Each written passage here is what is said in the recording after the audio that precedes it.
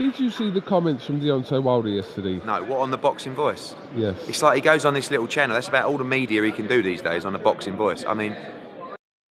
Podcast is intended for mature audiences. The views and opinions expressed are those of the panelists and do not reflect in any way those of the podcast partners, sponsors, or affiliates. Enjoy. BoxingVoice.com. What broke him down? Was it just a body punching? I was hitting him with body punching. I heard him actually, he was crying in there.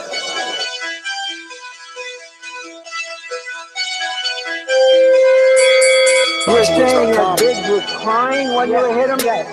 When did that happen? And perhaps the fourth round on. BoxingVoice.com. So that you knew you had him by that time. Absolutely, but I knew he was tough and he was taking those punches. Quality Beyonce Productions.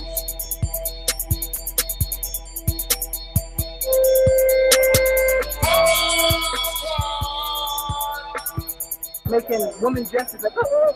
Let's go, Jay.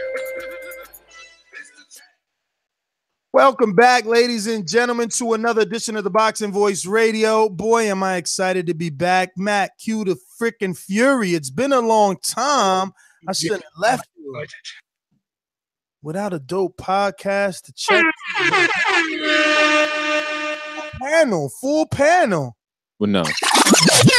Except without Doomy. Sleepyhead, Doomy, Casper Friendly Ghost, Doomy. He might be here.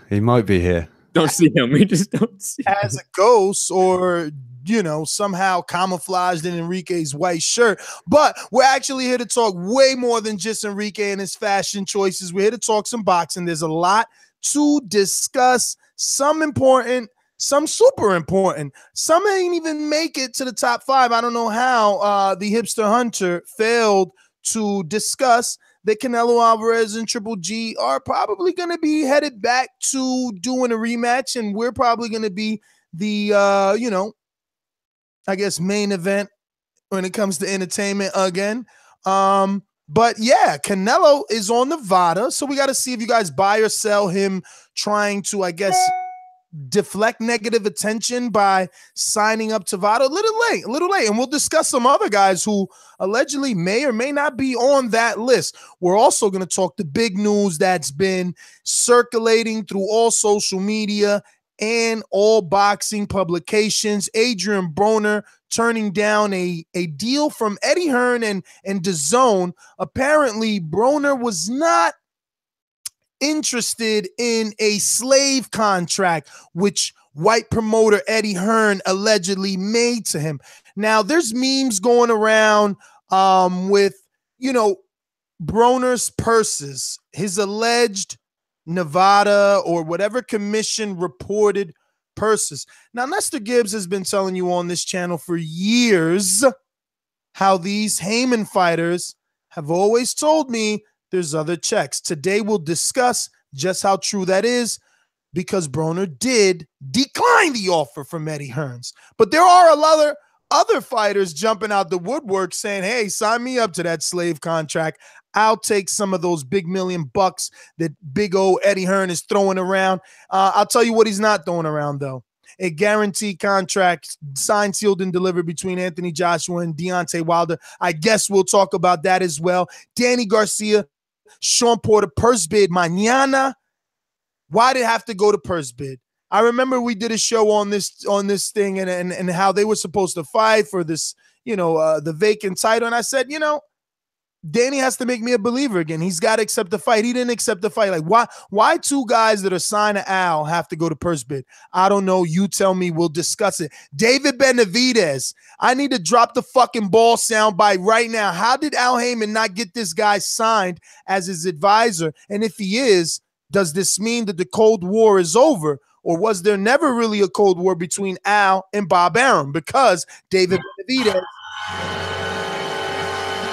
is now signed to Top Rank, but there may be a legal battle with Sampson Lewickovic, the same guy that found Manny Pacquiao, Javier Fortuna, David Benavidez, Sergio Martinez. Should I continue? He knows his boxing. We know ours. You know the number to call in, 1-425-569-5241. Give me energy. It's been a while, almost like 7 or 10 days since we've been here. It's time to talk. I mean, and I want energy. And if you don't have any, just get the frick out of here. You know, just get the freak out of here. We're gonna change it up. We're gonna go to the livest person on the panel. Gennady Golovkin Productions. BJ was gonna beat me, then yeah, you predict he's gonna beat me. He got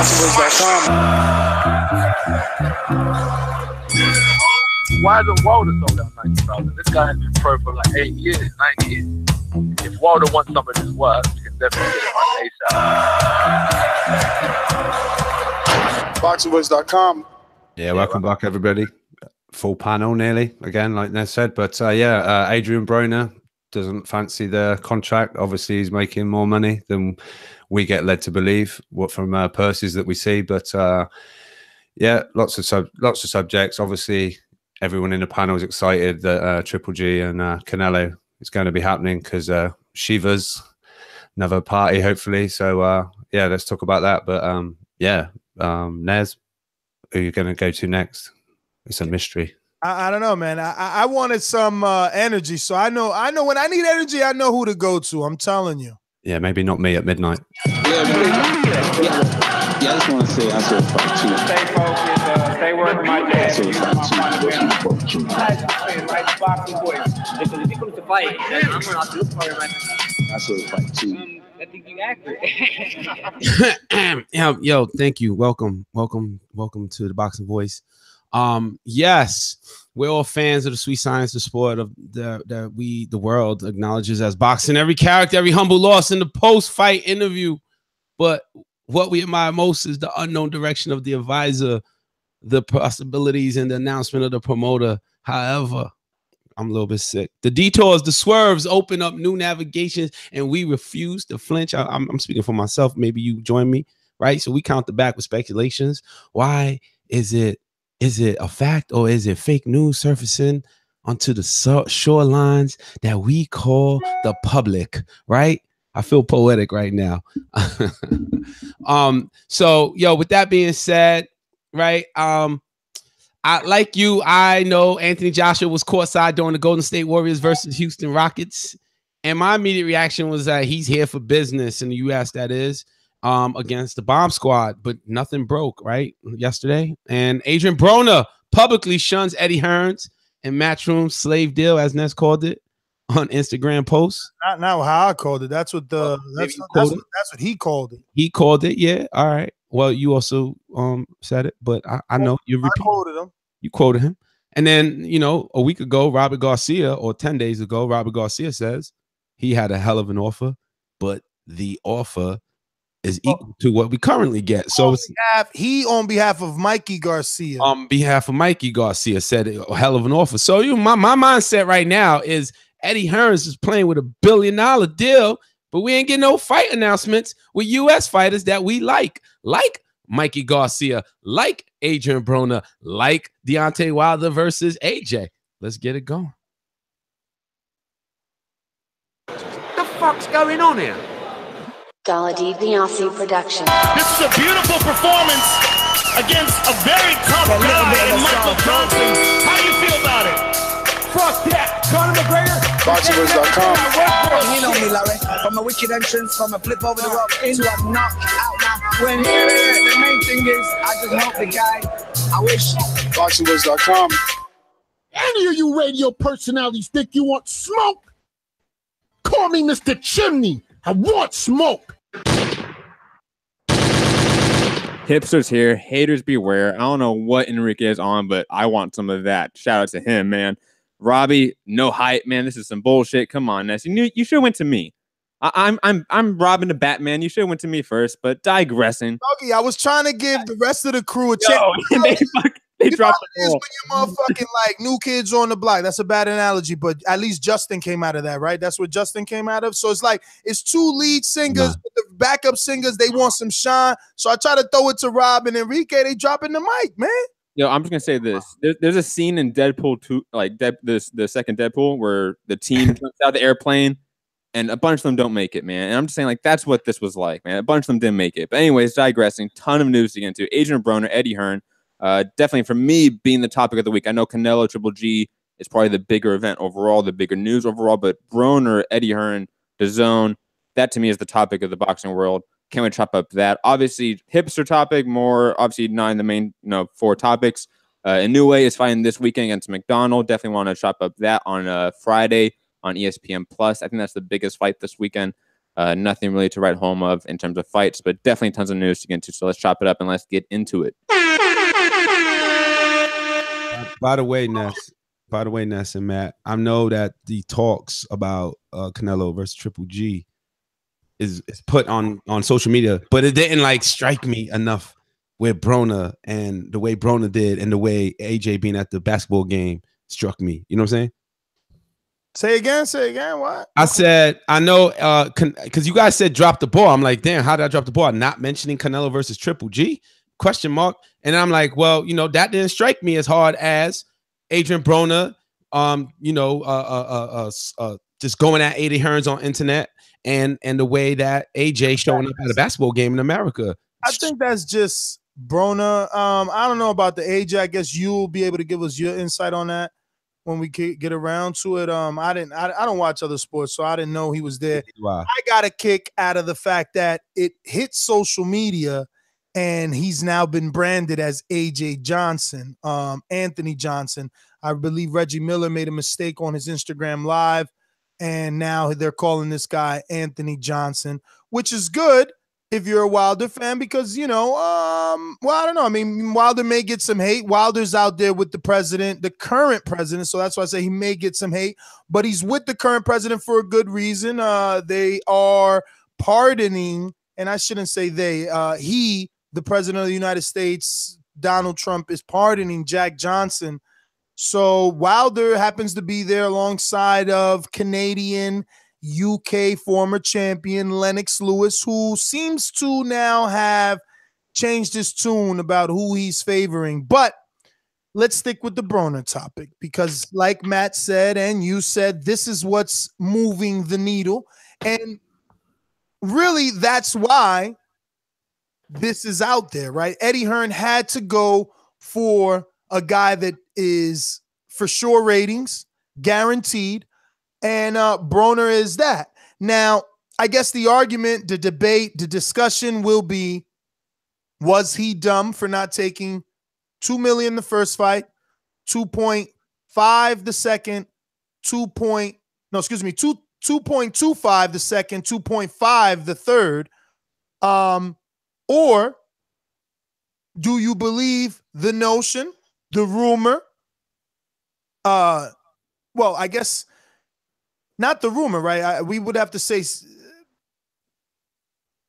it's coming from Adrien Broner. He has posted numerous posts on Instagram saying, if you only knew what I make. He's also had at least Steven Espinoza, the head Showtime executive of Showtime Sports, come out and say, it was foolish of Eddie Hearn to offer him such a low offer, thinking that Broner doesn't already make way over 2.5. Now, remember, Espinoza saying this knowing that Broner purses have come out by the commission being 1.25, 1.5, things like that. So that is our debate. Where do you guys lie with this? Do we believe the memes flying around that Broner's only been making $1 million something for the last 6 fights, or do we believe the rumors that have been floating strongly through the boxing industry that there is a reason Broner did not take the Rock Nation $6+ million deal because he's already receiving a lot of money from his current situation?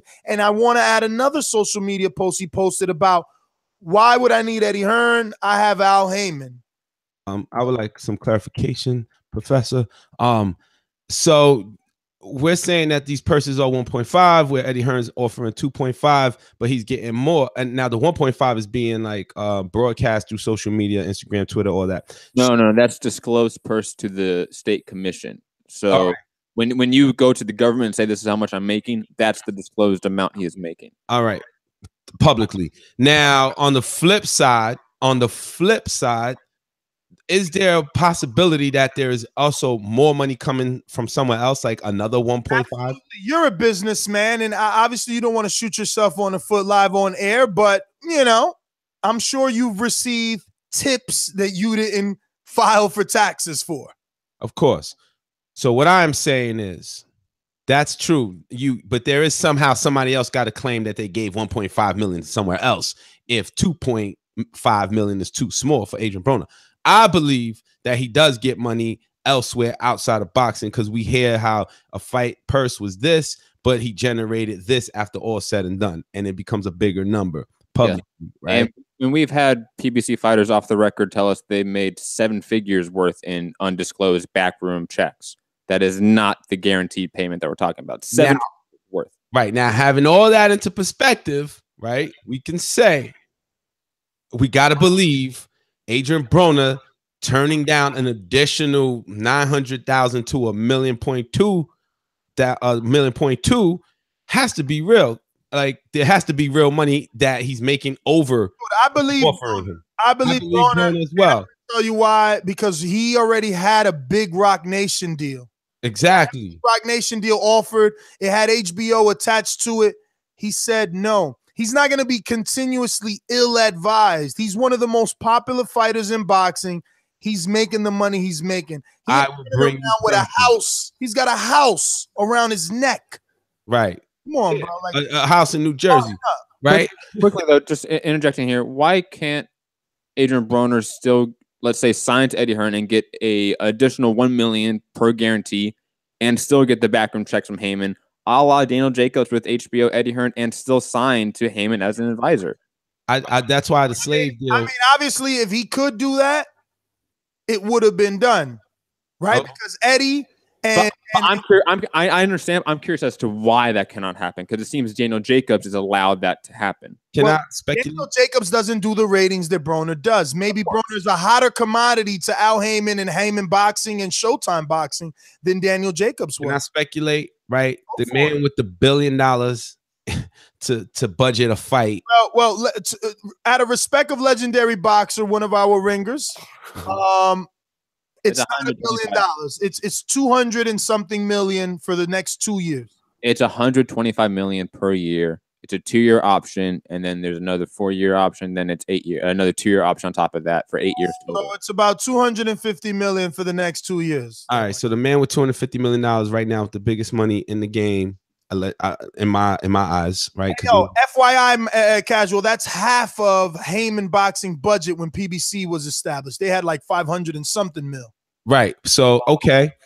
All right. So he's lowballing it. He's offering the man that could give him money, win or lose, regardless. He will profit off of Adrien Broner.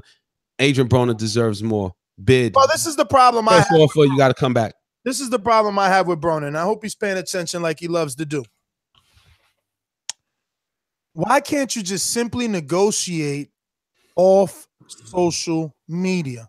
Rob, I know you've been quiet and it's your turn to defend Eddie. So wouldn't have you liked to see Broner at least say, hey, you know we get more than this?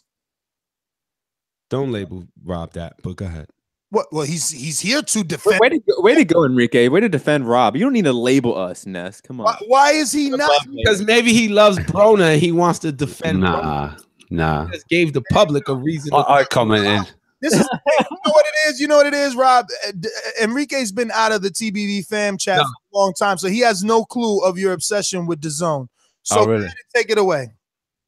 It's not an obsession. It's just trying to deflect all the hate that it gets. It's close to it. I'm a bit more glass half full than empty. I don't know why he's done this on social media, because if anything, it's probably done Eddie Hearn a favor, because I'm sure there's plenty of other fighters out there that wouldn't mind. Absolutely, that is a great way of looking at it. And I just don't understand why he's coming. Because could it not be possible that Eddie Hearn's laid out, this is the purses you'll get for these 3 fights, but does Eddie Hearn maybe not? Does an extra check not perhaps come? If PBC fighters are getting these extra backroom checks, do other fighters in other companies not get them? I don't know. He needed to say that. Exactly. But what was strange was the first Instagram post was Eddie Hearn, let's talk business or something like that. And then about 30 minutes later, he posted the supposed contract or the offer, Yeah, the email looked like an email. So he like already got it anyway. Because you're telling me Broner put "Let's talk business," and within 30 minutes he had an offer sent to him. In 30 minutes, he looked it over and went, "Nah, thanks." Yeah, slave deal. He looked it over, sent it to Heyman. Heyman revised it and said no, because he didn't make that decision on his own. So he already had the offer. Yeah, and this was all pre-planned. I'm going to go out and it's ridiculous. It was a la Takashi, brother. He's a fucking clout chaser. Also, Steven Espinoza, Showtime backing up Broner in this case is not surprising at all. Why would he want one of his most prized commodities in Showtime to leave? I don't know about this prize commodity. Can I guess something? I'm gonna guess something. He's the second biggest draw on Showtime behind Wilder. They definitely need him. Listen, that team, all those mills, right? All those mills has brought the new phrase to the. No, he's brought a new. How do you say that? He's brought something new to the phrase "biggest loser" for real, dog.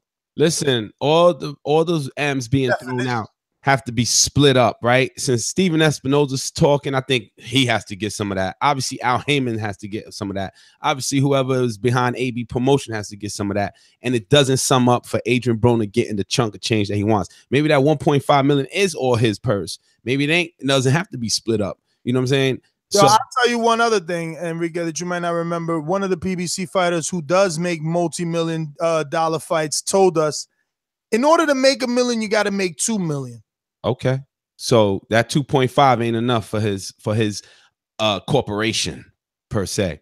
And then going back a week or two ago, Robert Garcia saying he received a hell of an offer. Mikey Garcia. I remember the interview very clearly. Robert Garcia was like, "Yo, all right, I'm gonna give you Mikey's number." Mikey got the phone call. Yo, he offered me a deal, but I get paid more than that. You know what I'm saying? So what is that to say about Eddie Hearn now? Now you could believe Adrien Broner 2 weeks later coming out the closet. Doggy, it don't say nothing about Eddie Hearn except that we told you so. It says the offer. He's always been known as Fast Car Eddie because he's driving real fast, talking real fast, and blinding your ass, okay? And sending you on a detour. Telling the truth. He is sending you on a detour. Look, first he said it wasn't a $100 million fight. Then he tells you Wilder doesn't get paid. None of these PBC fighters are getting paid. Oh, why should Al Heyman bounce a check? Yada, yada, yada. Meanwhile, he can't bag an Al Heyman fighter yet. And the one they gave him, he's failing miserably with. I don't know. I think stuff's still going to come out. Apparently, there's fighters on non-disclosure agreements, which if Broner was on one of those, he's clearly broke it and he's going to be he wasn't on that. He wasn't on an NDA because he just. First of all, you got to get paid to sign an NDA. If you're in a business meeting to sign an NDA, you're about to do a job together. So there's no NDA. No, it's Broner. There could be ones with others, but there's no way of proving that. So it's all promoter talk at this point. I want to know why was the first offer to Broner. And I hear that Gabriel Rosado, according to our other co-producer, Gabriel Rosado has just signed with DAZN as well. So my thing is why are we not hearing about a $100 million offer to Deontay Wilder? Wasn't he talking shit and deflecting the fight, how Wilder needed to sign and Wilder needs to fight Dillian White? Isn't this the time? You got an alleged $1 billion and you got a true $100 million fight now because you said it wasn't worth it. They showed you 50. You're declining this offer. I'm not understanding why is this money not being directed in a fight that will actually generate some return. Why? Just quickly, Ness, you're wrong. This is not the first offer by Eddie Hearn and DAZN sent to a fighter. That was Chavez, I believe, was the first fighter that publicly talked. I never said this is the first. I said, why are this is one of the first, him, Rosado, but why not the Wilder? We want the big one. I jumped to the conclusion that there's return on. Right, and I jumped to the conclusion saying, well, that's his own entity. I'm sure Eddie Hearn is like, nah, that's his own thing. That's going to bring this back to me. This is my money. You know what I'm saying? This is Matchroom money. This other thing is whoever's joint venture I'm down with because he's just the face, the picture child or the poster boy, whatever they call it. Put 250 mil. Also, that make sure. I think you're probably talking about Ron in the super chat, not super chat, our pre-production chat, talking about Gabriel Rosado. That was from a fake account by Matchroom USA. It was a fake parody account. I thought Monsterpiece said that too because she asked me for his number to get him on the show. Then it's definitely Monsterpiece looking at a fake account and getting got by the internet. Yeah, why you gotta put emphasis on definitely? Because I'm fucking with you. Go ahead. Let's keep it moving. come on, we know Monster Piece. I'll keep it moving. Go. Monster Piece on the line. She gonna know you in a little bit more. I'm just saying that's from a fake life. She be like, what, Matt? What, Matt? There was a super chat for $10. T. Scott. Yeah, he said somebody asked AJ why he ducking that $5 million and he officially declined. 50 dyslexicness. He officially declined 50 million. I'm not in LA. I mean, I'm right not now. I believe there are some NDAs, non-disclosure agreements, right, in that matchup because nobody's talking now. That is the most quiet fight ever right now, and you only see Anthony Joshua and Steph Curry, and now called Anthony Johnson. So, and also you see a bunch of subliminals on his like IG story about books saying like how to make a deal, like it's just stuff like that. So, and he's in the U.S. There's definitely something happening. There's an NDA right now filed with an attorney. There is some announcements and promos and press releases getting written up right now for a lot of shit. Checks deposited in escrow accounts, et cetera, et cetera. Somebody cue up the beat. We don't believe you. You need more people. You don't gotta know. It's none of your business. Eddie Hearn knows the business. Need more people. YDKSAB. You don't know shit about boxing business. Man, like I don't be believing all the hype. Sign that NDA, Broner. Now let's talk business on out live on public media. That's right, on the internet, so everybody know. You know what I'm saying? Social media. It come exposing the contract out there. Why we don't want the slave contract out there? Yeah. Well, just so everyone, just Eddie Hearn, I'm an 0-0 heavyweight, 215 pounds. Send me that slave deal right now. I'm down. Of course you would. Many of us would. Let's get this straight so we don't have every time Dick and Harry calling in here talking about, oh, send me the slave contract. Yeah, you would. And guys like Ishe would, because they don't do the ratings that Broner makes. Maybe Broner's ratings are worth more. So yeah, I was just obviously making a joke. True. No. I'm just obviously being informational for those listening. And then you got to also remember what's like going back to that interview you did, Ness, right? Where he said, we don't know what's in the contract. They may be saying, walk down the aisle with pink shorts, for God's sake. We don't know if he's like, yo, Broner, and then every social media post must say this. Yeah. That's all casual on fire today. Let's play Eddie Hearn. Let's play Eddie Hearn. Why is he sending $2 million offers? He might want Broner to fucking do a 13-city press tour. Ain't that what he said? He may want him to wear pink shorts. Yeah. No, but obviously Eddie Hearn wouldn't want that because he doesn't want that for his own fighter. So no, but it says I am Matchroom. No, it shows that Eddie is a promoter and he lies when it suits him, just like every fucking promoter. That is correct, Mondo. Come on, like we should never expect them to be the bastions of truth for this sport. They're the people that are trying to rip off the consumer naturally. And it's our job to make sure the consumers are not got by the promoter. Well, he's not going to rip you off, Matt, because you're not going to pay $20 for DAZN. Hey, if the first card is Jared Hurd versus Kell Brook, I'm paying $20. I'll pay little swing, little change of heart there. If they put on good fights, it's worth the money.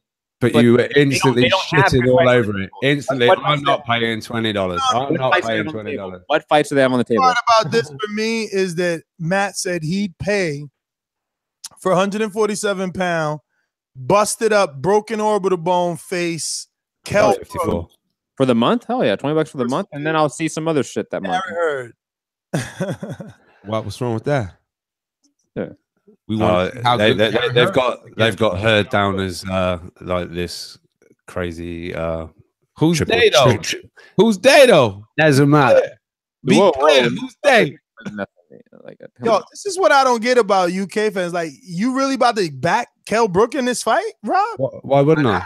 Because we support our fighters. Yeah, but it's not about. So, don't you think there's like a time to support and a time to be rational? Yeah, I'm not just totally speaking from the heart. He's obviously. Come on, Rob, don't go. Oh, come on. Oh, come on. Speak from the heart. That's what this show's about, being spoken. No, Nez is saying that's wrong because I should be picking with my head and get like picks right. And stuff. I would pick Kell Brook. If I were you, I would say I'm picking Kell Brook because he is my people. He represents my country. Yeah, but my man, if you want to picking Javier Fortuna every time at bat, come on, fellas, we got to be smarter than that. He don't got the Kell Brook reputation. Not saying in any way. So you're saying you're a fucking super casual fan. You go with reputation and popularity. The possibility exists. Yes, I'll go with that. So you picking AJ? I didn't say that. I didn't say that. No, but that's what you're saying. That's your theory. I am, and that's a brain pick as well. Words in my mouth. Your Honor, I object. He's putting words in my mouth. What I'm saying is that if I ride for a country, I'm riding for the country. Just like, well, with the fighter of the country. Just like baseball players or baseball fans, they ride with the Mets because they're from Queens. They're going to ride with the Mets, ride or die. Even when they face the Yankees or Boston Red Sox, anybody, they're going to ride with the Mets. So you ride with your fighter. You know, of course, the fighter against another fighter, you say, ooh, possibility that he might get KO'd is real. But that's my man. I'm going to go for him. That's what I was actually trying to say. But I like to live in reality. I would not be picking Kell Brook over Jarrett Hurd because I'm from the UK. That's just ridiculousness.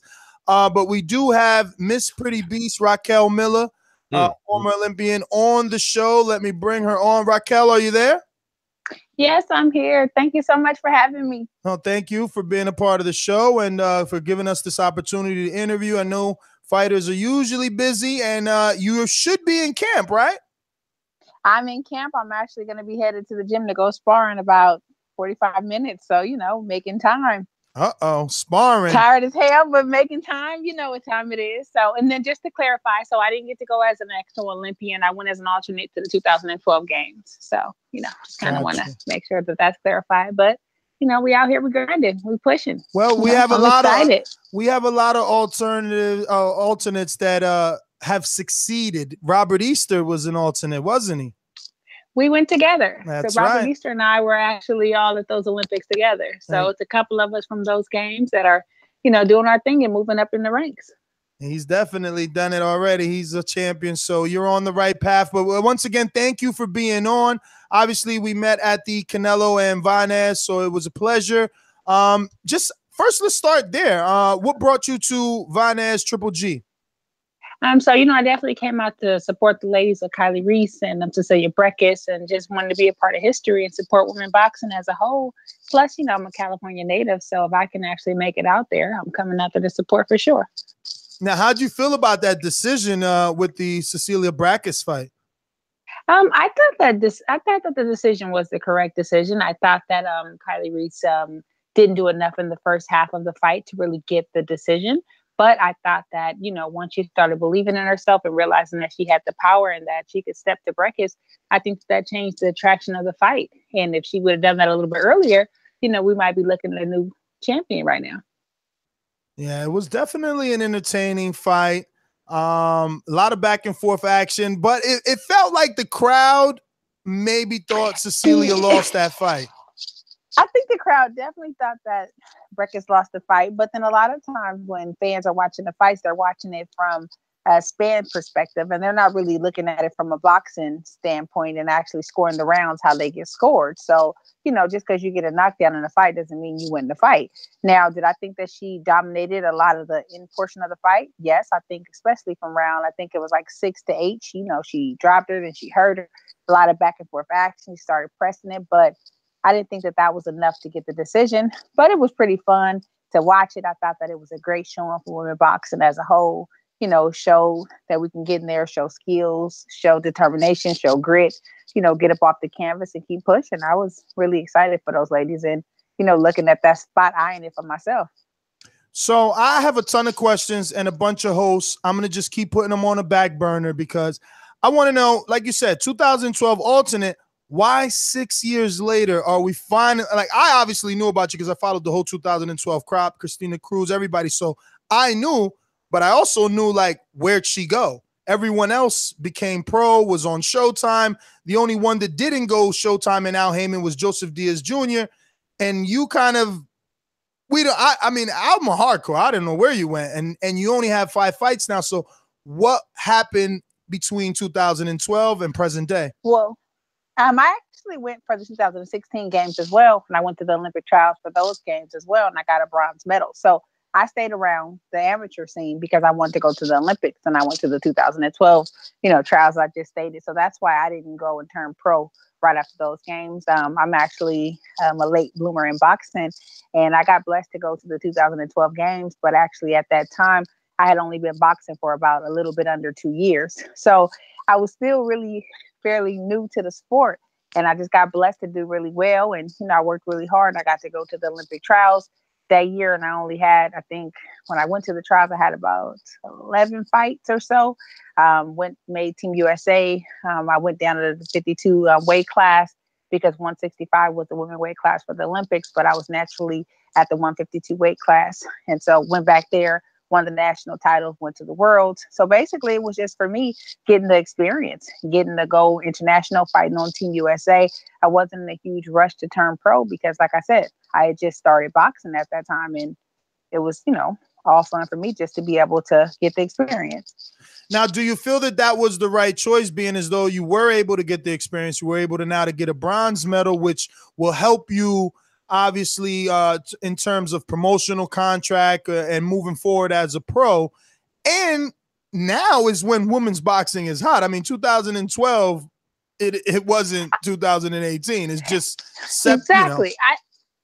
I just felt like it wasn't the time for me at that point. It wasn't no real, big opportunities out there. A lot of the women that I, figured that we would possibly be going pro together were still amateurs. And I felt like it wasn't really time then. So no, I don't really regret. I don't regret anything about anything in my career because, I'm moving and doing the things that I want to do. And I'm taking my career by the horns, and I've been pushing it and making it happen. And then, it's all been off of just self-motivation and, preservation. So I'm not mad at anything. I'm pushing and I'm here and I'm signed now, moving on up. We'll have a title fight later this year. So I'm out here, I'm right here. I'm grinding. So I'm proud of my progress, especially when it's from the mud. I've been in the game now for a little minute, but it's all just off a strong arm and pushing. So the ring name is Pretty Beast. Let us know why you will be a threat to any of these, current women that are in boxing. I mean, because you're in the super middleweight division, right? I'm a middleweight right now. Okay. I'm gonna probably go get I'm gonna be at between right now. I've been fighting at the 60. The lowest I've fought so far has been at 157. I'll probably go for 154, go to 60, and then eventually to 168. So, I'm definitely all in the mix, and I'm definitely a threat because I'm out here. I'm grinding. I'm more than just a pretty face out here in the game. I got the skills to back up to pay the bills. And I just feel like I'm going to let my skills speak for themselves. I'm going to let my determination speak for itself. And, they're going to see when them lights hit me that I'm ready to shine. And I'm a threat to any of them girls they put in front of me. So, and I'm walking away with that W. In order to truly be a threat, you got to be signed with the right promoter to get the right fights, or you're going to be grinding harder than the rest of the boxing world. So are you with the right promoter? Who is handling things for you, promotional wise? And are you with any network, or is there any plans for that? What's the future of Miss Raquel Miller? So I just signed a contract with Lou DiBella, and I definitely think that that's a great opportunity for me. I feel like Lou DiBella has definitely been somebody that's been supportive of women boxing. Alicia Napoleon and I are both going to be fighting on the show in Queens, June 21st. My best friend, Tierra Brown, she just got signed to Lou DiBella. So I definitely feel like that I'm in great hands. I'm pretty excited about the contract that I was able to sign because it definitely includes a title shot, and that's happening in the near future. So I'm really happy where I'm at right now. My manager is out of New York as well, and he's been doing some good things for me, and I'm pretty happy where I'm at. And I definitely know that it's about to get greater, and the TV date is in the contract as well. So I'm right there. And it is. It's only a matter of time, definitely so. So I'm over here TV smiling. is in the contract, TV is in the contract, the title fight is in there, so it's happening. And I'm going at my pace, but I'm making it happen. And I feel like I finally linked with the right people. And then also, I'm based out of San Francisco. Well, I'm based out of San Diego, but my family and all of my supporters in San Francisco Bay Area, they've been holding me down. I've been able to fight at home. I get a lot of love and support at home. I fought on the Andre Ward undercard a couple of years back, the Rock Nation card. So, my people come out. They be, a couple 100,000, they be deep, couple hundred deep. Thousands of people just, love me and show me support at home. So, we grinding. That's amazing. I'm actually happy for you because Lou, while most hardcore boxing fans probably wouldn't have thought Lou was the right choice, I think it is a great choice because of his, personal relationship with Dimitri Salita, who's the promoter of Clarissa Shields. Not only that, he has Heather Hardy, he has Alicia Napoleon, and like you said, he's probably one of the only boxing promoters that's been doing female shows for the last 10 or 12 years consistently before, you know, women were even shown on television. He's been having Heather Hardy for a long time and quite a other few females. So at least the Serrano sisters. Exactly. Serrano sisters. So at least you know he's genuine in his attempt to, you know, put women on in boxing and on television. Not only that, his close, you know, relationship with Steven Espinoza gets you even closer to television. So very good move. Exactly. So I want to ask obviously about, I believe you have a foundation, Fight Like a Girl. If it's not a foundation, it's a movement. I know one of our listeners and his daughter have frequented your events and taken pictures with you and are part of it. So I just want you to let our listeners know a little bit about Fight Like a Girl. So definitely, basically, I have a nonprofit organization. It's called Ladies in Power, and it's a 501c3 organization. And I have an event yearly. I have several events yearly that just caters towards, you know, empowering youth and educating them and just helping them, you know, become better individuals. And Fight Like a Girl is an annual event for little girls that I have. And it's basically a day just to empower the girls, to show them it's okay to be an athlete. It's okay to feel strong. It's okay to feel empowered and not feel like you can't do something just because of you're female or because someone tells you can't. So this year I had my 3rd annual event. I had about 40, I think about 45 little girls came out. You know, a lot of people showed me a lot of love and support, and it was a beautiful day. And, you know, it's only going to get bigger and better. And you can check out my organization at ladiesempower.org. And anytime I have an event or anything coming up, I try to post it on my page as much as possible. So check me out. And if you're in my area, you know, come out, bring your children out, and you know, let's make each one teach one. Now, I know if women's boxing, it's a little more rapid than men's boxing, right? Guys get the opportunity to have 20, even 30-something fights before they're thrown into a title shot. But because of the, you know, few women that are in boxing, you guys see title shots and opportunities a lot quicker. So are you going to pace yourself, or are you going to go with the flow of women's boxing? Because basically everyone wants to know when you're either going to fight Clarissa or Hammer, or what's this other girl's name? Conejo. Exactly, so Conejo. Everybody wants to know that.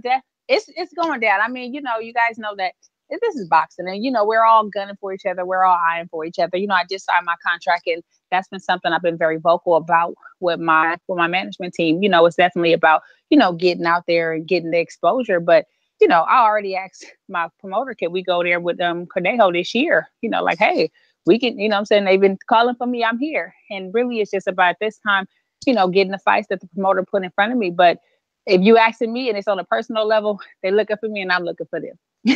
Just like that. And so hopefully, you know, we can make that happen. I'm thinking, you know, the fights are definitely going to happen within the next year or so. So, you know, pay attention, you know, pay close attention, because it's definitely going to happen. And those are definitely conversations and, you know, things that are being talked about behind the scenes. And inching closer to it, I'd be harassing my manager daily, like, well, what about this? Can we fight this? And they'd be like, you know, calm down, Raquel, pump your brakes. But, you know, I'm excited and I'm hungry. But those are definitely conversations that we're having right now. That's great. That's great. So this one fight that is televised, do you know if it's Showbox or is it going to be championship boxing like Showtime, or will you be on a big undercard of someone else? At this time, we don't know. You know, I don't know exactly what that'll be, but I know that it'll definitely be a big, for the most part, it should be a big card. But I don't know any of the details yet, as we're still kind of working it out and working out the logistics right now. But, you know, it'll definitely be visible to a lot of people, and I'm really hoping to have it on a big network. Well, all right. I don't know if my co-host, who happened to meet you as well, is ready to get in here, Enrique. Nah, I just I'm listening to the voice in the interview. But welcome, welcome, Raquel. I hope you remember me. I was in the parking lot. You got it all smooth and stuff. Okay. Okay. Look at this. She giving me a lot of love. Yeah, nah, I followed you. So yeah, share your social media with the public and our audience. And definitely. So my Instagram is ms.Raquel Miller. My Facebook is Raquel Miller as well. You can check me out there. My my Twitter is, and I'm sorry, I don't tweet as much as I should, but I'm going to get better. And my Twitter is Miss Pretty Beast. So check me out. I try to keep everybody updated with any events, fights, or anything that I got going on. You know, come check me out and support the movement, because soon I'm about to have that world title and they're going to know my name. Miss Pretty Beats. That's an MS? No, Beats? Yeah, so MS period, Pretty Beast, and it's all spelled out. Okay. He emphasizing MS. He's terrible. She has a man. I already heard this. Because our listener went to your event. He was like, "Oh, you got to meet her man." I'm like, "Oh, all right, maybe." Maybe exclamation mark. No, but Raquel, thank you so much for coming on. We can't wait to have you next time. As soon as you get a fight, let Anna know. We'll schedule you again. No, I'm gonna be in Queens. Listen to me, Queens, New York. I'm finally coming to. Are you on the? I'm so excited. Is it a Real Deal Promotions card? No, it's gonna be on the Lou DiBella card. It's gonna be in Queens. It's gonna be at the Rosemont Ballroom. I want to say it's gonna be June 21st, but you can go to the Lou DiBella website and check it out and pick up the tickets. I'm excited. It's gonna be my East Coast debut. Really excited, looking out there to go out there and do my thing. Thursday night. East Coast. It's going to be a Thursday. It's going to be June 21st. I want to say it starts at about 6 o'clock. Doors open and the first bout starts at 7. So come check me out live and in person. Let's get it. It's go time. Right. Well, let's do it. If you want to give that social media one more time, do so. And once again, thank you so much for the opportunity and taking out the time to be here on the Boxing Voice. Thank you so much. So please check me out and follow the journey. I'm MS period Raquel Miller at Instagram, and it's Raquel Miller on Facebook, and I'm Miss Pretty Beast on Twitter. But check me out, follow me. Let's get it. Thank you so much to the Boxing Voice. I really appreciate you guys just covering women boxing as a whole and just supporting female athletes, because obviously we don't get a lot of love and support, and it really means a lot just reaching out to me and having me on the show. And I just really want to thank you guys so much for it, because you know you guys are helping us open up the doors for other women as well. Well, thank you, and we're definitely looking to make you a regular. So best of luck in Queens. There you have it, ladies and gentlemen. Miss Pretty Beast, Raquel Miller. That was a good interview. Went better. I can't believe Casual stood so quiet. What happened? I mean, I have boxing questions. You know me. I remember I was like, yo, she's a fighter. That was it. Casual. You could have asked her something casual. I wanted to ask something like, yo, what was your day like? Like, how are you going to spar? That's a little too casual. No, I meant like you going to spar on 8 people. I did want to ask like who she's sparring, right? But that came to my mind as well. Boxing, it's like I also wanted to ask like about Alicia Bumgarner, but it's like, yo, wait, I should be the one checking her weight division. What if that girl's only like a 135? Women's boxing is a little more difficult, but obviously with Showtime and Lou DiBella really putting a push, it's become more regular. Matt, the hipster, has always talked about women's boxing on the show. Now we get a female and he ducks out. I mean, he literally said, Ness, I have a load of questions I have to ask you, so I'm gonna have all my co-hosts fall back. You literally like basically. Yeah, but I wasn't saying don't. So I was like, okay, screen off. I'm gonna chill out here to smoke a bit, you know, have a good time. You know, I'll wait for you to stop, you know, spitting your game, and then you know Enrique spit his game. Man, I remember as a kid, it was like just Christine Martin, and then I remember that too. Many. You know, and I think that she was iconic because she got the opportunity to fight under so many Mike Tyson cards. Exactly. He was on the Mike Tyson cards. Glued her into people's minds. But right now, these women are able to make their own way. Like, there's no woman that you could say has been consistently under anyone's undercard. I mean, Floyd has like two women. I don't know about that. Katie Taylor has consistently, even though she has headlined her own card, she's consistently been on AJ undercards, which I think has been smart promoting. Has she really been on AJ's? She's been on AJ cards. I guess it doesn't reach us because she's like in the UK. I know that Showtime's been showing her, but I'm you know, again, that's what I'm saying. The few that we do have that have, you know, the interest and the allure, and they grab, you know, the attention of the fans, they're all separated. Like I'm now I really got to check, is Alicia and maybe Katie Taylor in the same division, so maybe that could be probably closer. They're probably closer. But I was happy to hear that Pretty Beast is dropping to 54, because now that's where Clarissa's going. Clarissa started at 68, went to 60. Now she's even going to 54. But where's Hammer at? It's like, Christina Hammer is 160, isn't she? Yo, men's boxing is like part of my blood. It's like, you know, that it's ingrained in you. I was gonna say, I wonder if women could drop more weight quicker and look normal versus like a man trying to drop weight. I think so, but I also think it's more difficult, right? Like, obviously, I've been in relationships, and you know, difficult to lose or gain. To lose, because you know, you've been in relationships. You know that when it's that woman, when a woman, you know, hits that time, it's like their shit ain't going nowhere. I believe that's a myth. I believe that's a myth. That's not. It's actually not. Oh, it's not a myth that women. Hold on, very quickly. It's not a myth that women have like more fat levels to them, just due to natural needs for pregnancy. Like that's that's different. I'm talking about losing it. What we talking about? Talking about losing fat, losing weight, losing fat. Women are naturally. All of a sudden, you guys got so you know, tough and confident with women's boxing. And the question, she's still here. I can see if she wants to come back on and answer some of these weird questions you got. I wouldn't, because they're talking about fat and shit like that. No, she's not fat at all. One woman wants to talk about fat, but I don't know. She's, cutting weight and she's in camp, right? Well, I know I'm gonna put the thumbs up is at 75, and I'm gonna click it right now live. And that's like a disgrace. It's 76 right now. It should be at least with 294 live. It should at least go up to 99, 100. So what do we got next on the docket? We got Canelo Triple G. What you saying, something, Matt? That Canelo beats at the same time. Okay. I mean, you know, that's what it is, man. Great minds think alike. Canelo Triple G. I'm actually excited. Not because of what we've seen out of Triple G, just because I want a definitive answer. And I think I know what it's going to be. But it would be good to see, does Canelo prove me wrong? In what sense? He thinks Triple G is going to win. I mean, we all think that.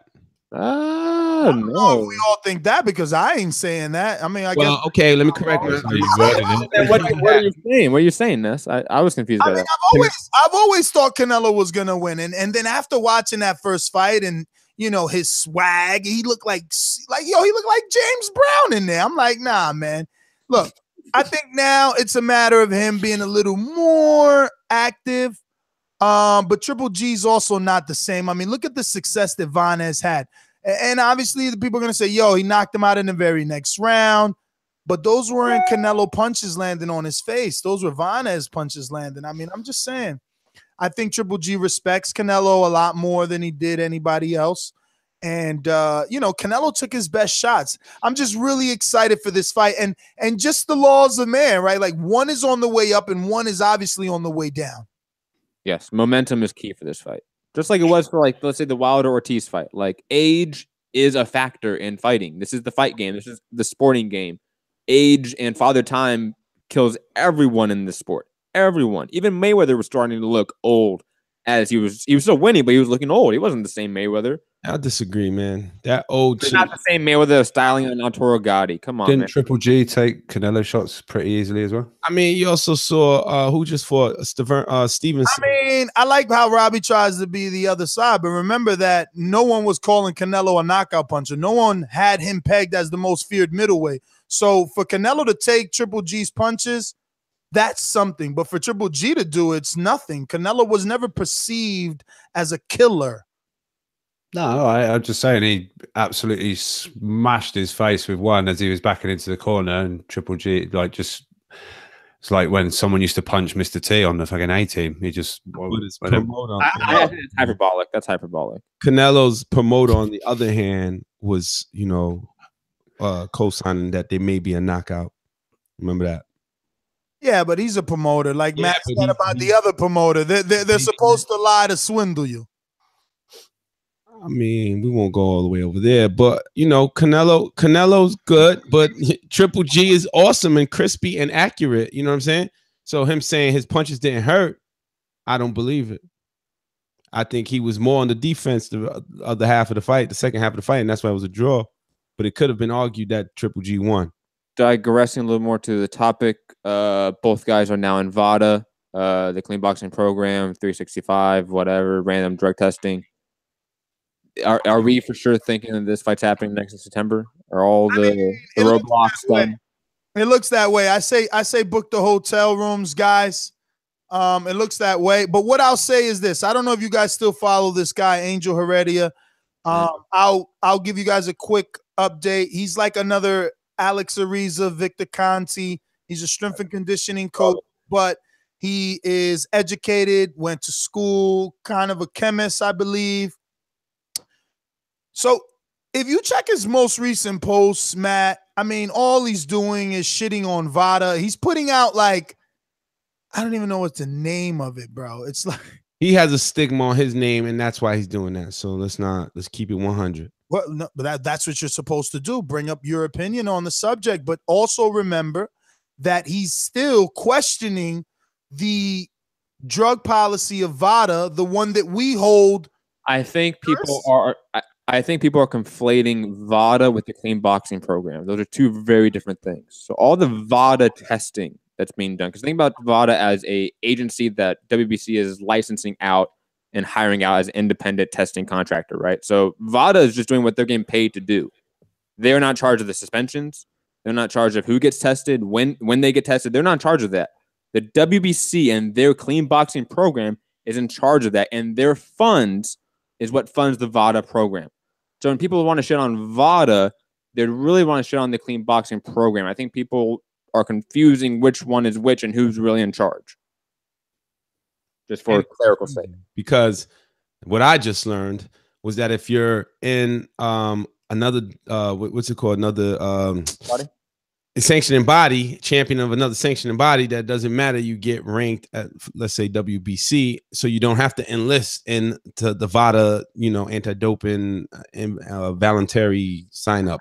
Well, you kind of said it wrong. Champions and other sanctioning bodies are often not ranked, right? Whatever sanctioning body we're talking about. So let's say they don't have to. They don't have to enroll. Anthony Joshua is not ranked in the WBC. Every other IBF champion, WBO champion is not ranked in the WBC. But clarify, does he have to enroll? No, because he could be doing VADA testing outside of the WBC and clean boxing program, which he has said on numerous occasions that he is doing. Yeah, according to Eddie and Joshua, they've been doing the UCAD and VADA for the last 2 years. So I don't know. I would safely assume that AJ is tested probably more than most fighters. Yeah, UCAD system is pretty good. And there's the stigma about Earl Spence and, oh, he's not signed up. It's like Matt said, bro. Yo, you're in another sanctioning body. You're not going to pay the sanctioning fees, and you're damn sure not going to, be part of anything that's going on. When it's time for unification, like AJ, like Earl, they will have to sign up if they want to win the belt. It's just that simple. Agreed. What do we got? We got Danny. Speaking of winning belts, Danny and Porter, a fight that, it's sad that we're here. I don't understand this. I know that this happened before where two Al Haymon fighters went to purse bid, but does anyone remember off top of the head which those two are? Because it would have to be someone with those characteristics? I do not remember two Al Haymon fighters having to go to purse bid. I know tons of cases of Al Haymon fighters going. I want to say for sure, DeGale, Durrell in Boston, it was like $3 million.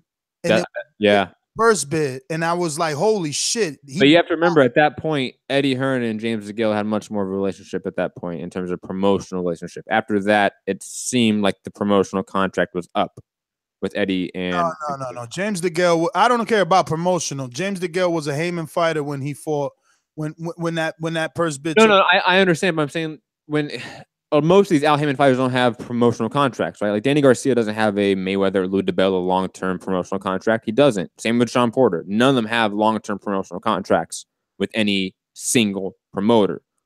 James DeGale at that point did, I want to say. That's my argument. That's why you had a purse bid in that case.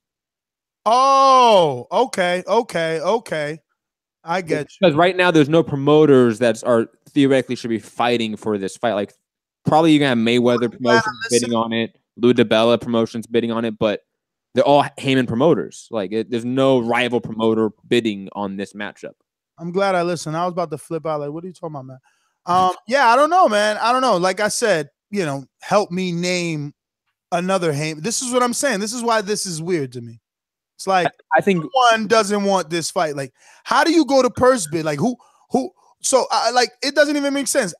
First of all, Al says, depending where the fight's going to take place, he gives the fight to a promoter, whether it be Tom, whatever, TGB Promotions, whether it be DBE, Lou DiBella Promotions, whether it be TMT, Mayweather Promotions. He gives it to him. Like, those guys, you never see Mayweather and TGB fighting in a purse bid. Like, this is weird, I believe. I think it's I'm gonna say it. I ain't get to the Howard Stern level yet, but I'm gonna say it. I think it's Danny. Whoa, hold up. Any of you radio personalities think you want smoke? Call me Mr. Chimney. I want smoke. Yeah, I'll definitely agree with that, and I'll co-sign that I think it's Danny. I don't think that he doesn't want the fight. He wants a lion's share of the split. This is still Danny Garcia. We're talking about the guy who thinks that he is the heir apparent to Mayweather in terms of being. Yeah, but who's saying he's not the A side? He's the A side. No, I understand, but they could be arguing over 5 percentage points, 10 percentage points. Like it's something like that. I think that we're talking about, and theoretically, it could still get resolved today. That is completely within yes, because publications character. That is Heyman's character to do stuff like that last minute before purse bids, get shit figured out, ironed out. Daniel Jacobs, Triple G was one of them. Well, it's good that you say that because publications, they're in the business to get you to click links and have a visitor become someone that goes through a revolving door. If you could be stuck on the, metaphorical Ferris wheel going in and out of their business, they will be content. So, we got to keep that in mind. Also, Andre Diakonu on the super chat says, do you think that Eddie will be stupid and make a bid offer? I think it wouldn't be stupid of Eddie to make an offer. He's already said, someone mentioned that on Twitter today. Would DAZN put in a purse bid for this? And he said 90 days is only the end of August. And I think the first DAZN show is 22nd of September. So he's kind of already basically said no. I mean, it doesn't mean he can't win a purse bid and ask for an extension on the 90 days. You know how they say you won the purse bid, you got to put the fight together in 90. Say, look, we won it, but we need to put it together in 120 because of maybe just deflecting online and people see that and it's just a deflection and they may still come in, but Eddie has every right not to tell us every single thing about his fucking business. I mean, if he's gonna put in an offer, why tell the world? So then there's more people bidding. But yeah. But I'll say this: Eddie should worry about Eddie business because we're talking purse bids, and he lost. He lost. How do you spell lost, Matt? Let's not forget that Deontay Wilder lost a purse bid to Alexander Povetkin. So, I mean, losing a purse bid does not really mean that much, in my opinion. I think it does. You so quickly want to be defending Eddie, but he's so busy telling the world that he's got $1 billion contract for DAZN in the U.S. That he's dropped the ball on solidifying the biggest fight of the last 20 years. Then he's dropped the ball on his second best heavyweight and getting him shown on Sky and promoted by his true promoter, Matchroom. Instead, he lost the purse bid. So I think it's pretty valid to bring up, but I think Sky Sports can absolutely still televise the Dylan White Kubrat Pulev card, which you even forgot to mention the names of the fighters. So that's the fight we're talking about: Dylan White, Kubrat Pulev, which was won by a group called Epic Entertainment. Whoa. Did you not keep an eye on the pre-pro? Apparently, according to Pulev's Facebook account, they won the purse bid. Let me finish, Rob. Thank you. All right. The group is still called Epic Entertainment. That won it. That's still the company's name. They're run by a guy, I forget the name, who's Bulgarian. He was a former manager of Triple G and such, aka shout out to the Russian mob. But that's what we have. So, and to digress to Nestor's point about, you know, Eddie's Matchroom has lost the fight. Sky Sports has lost the fight. No, they haven't. They can still have it. Just like Showtime and PBC, so to speak, was going to show Deontay Wilder. They'll be secondary. Their announcement team. What you mean? Who cares? The network cares, dummy. The network cares. They still get the fight. What are you talking about? They still care. HBO cares who's talking to their audience and who you're listening to. But when Showtime piggybacks off of a Sky Sports telecast, it's still Showtime commentators. What are you talking about, Ness? We get a bunch of other stuff too. You know that we do. But we still get them we don't even get them from the site. We get them remote location. And they're not even there. Who cares? It's different, Matt. Stop acting like it's not. When we saw Kelbrook Earl Spence, did that ruin the event for me? Not at all. Like, I really don't care. Like, that's a very mute point. But you don't speak for the rest of the boxing world. I'm talking about me. I said I don't care. Did I say you don't care? I said I said the word I, Ness. I know that English language is difficult. I means me, my opinion. I also said maybe not you. So that's fine. That's fine. I don't care. I'm talking about my opinion. This is my opinion on the show. Good. But there's other people that feel differently. That's great. And that's called a debate and an argument. You feel a different way. You feel like it's a big deal. I'm saying it's not a big deal. There's plenty of cases where that did not affect the fight, how hyped we were for the fight, who won the fight. Like, we have plenty of cases. Hardcore, yeah, it's easy for you to say that. I wish Casual was still on because it totally bothers the average viewer. If they cannot casual viewer, and that's who the networks care about. They don't care about you. You know it. Don't act like they all of a sudden care. They don't care about you. They care about those that they can't get, those that they want. I think Showtime did not care at all that Kelbrook and Eddie Hearn won the purse bid with Earl Spence, for example. Like, I truly think that those examples, like, the network don't care. They still get the money. They still get the rights of it. Listen, bro, if you think that Eddie doesn't care when Dillian White was just on HBO, just smack yourself. You think Al Heyman cared? You think Al Heyman cared? Let the shovel go. Al Heyman cared when Deontay Wilder lost the purse bid. Pumping Dillian White for the last 6 months to all of a sudden lose him to a German network. Again, or Bulgarian network or wherever you still have access and rights to him. That does not go away. And also, hold on, let me finish my point. Rights to promote. My point. You don't have rights to promote. Lou DiBella, hold on. Did Lou DiBella and Al Heyman, were they upset when they lost the rights of the rights of Wilder Povetkin? No. You know why? Their dude was getting a career high paycheck at the time. Bro, they didn't care. Bro, they totally didn't have to pay for it. They had to pay for it. That's exactly what you want a purse bid. Somebody else to foot the bill. All right. Can I rebuttal now without you cutting me off? Because they obviously cared or they wouldn't have bid. They wanted to win. But when they didn't and it's $5 million, what are you going to do? Not go? There is such thing as bidding to just have the other person bid higher than you. Like, Sure. It is, so it is your assumption that is what took place and not what I'm saying, that they attempted to win, right? I mean, be clear. Yes. Be clear. Because by you saying that, you're indicating something. No. I don't think any promoter cares when somebody else has to pay their fighter a career high payday. No promoter should care about that. You're insane, bro. That's how a promoter makes money, promoting the fight. You can still promote the fight in your market where you have rights. If you lose, yes, you can. Matthew, man. What are you talking about? Have you not seen that before? Listen, if it's not a co-promotion, only one promoter, the winning promoter, gets to call the shots, bro. Stop. You're out of control. This shit is lasting longer for no reason. Only one promoter. You think Epic Entertainment has any control over the UK market and the Sky Sports distribution in the UK? No, they do not. Can you name one time where a purse bid took place and the two people that bid co-promoted?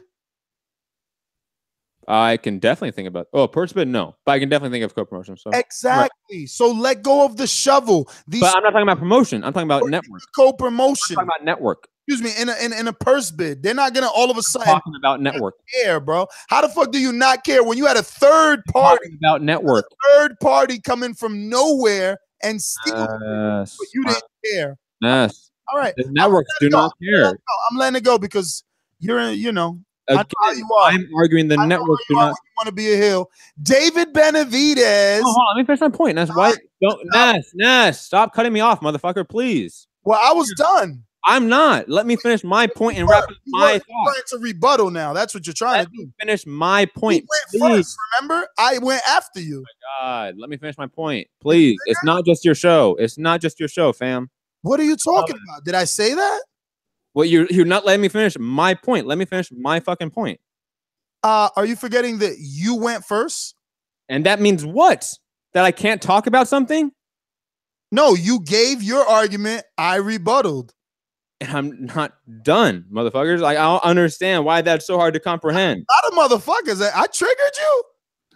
Are you upset?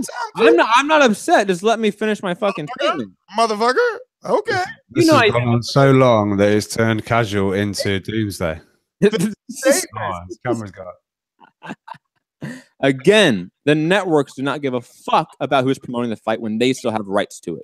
Well, that is my point. I mean, Matt, this is how you think you win arguments, by pulling shit out of your asshole. Because I always talked about promoters. You're bringing up networks because your failing argument is losing. I've always talked about networks. I've been talking about promoters because I've always talked about networks. They are the ones that were in the purse bid. You're losing the argument, so you're bringing up networks that are not involved in the purse bid. They're not involved in the purse bid, Matt. So just. But you brought up Sky Sports. You brought up the network, Ness. You brought up the network at the beginning.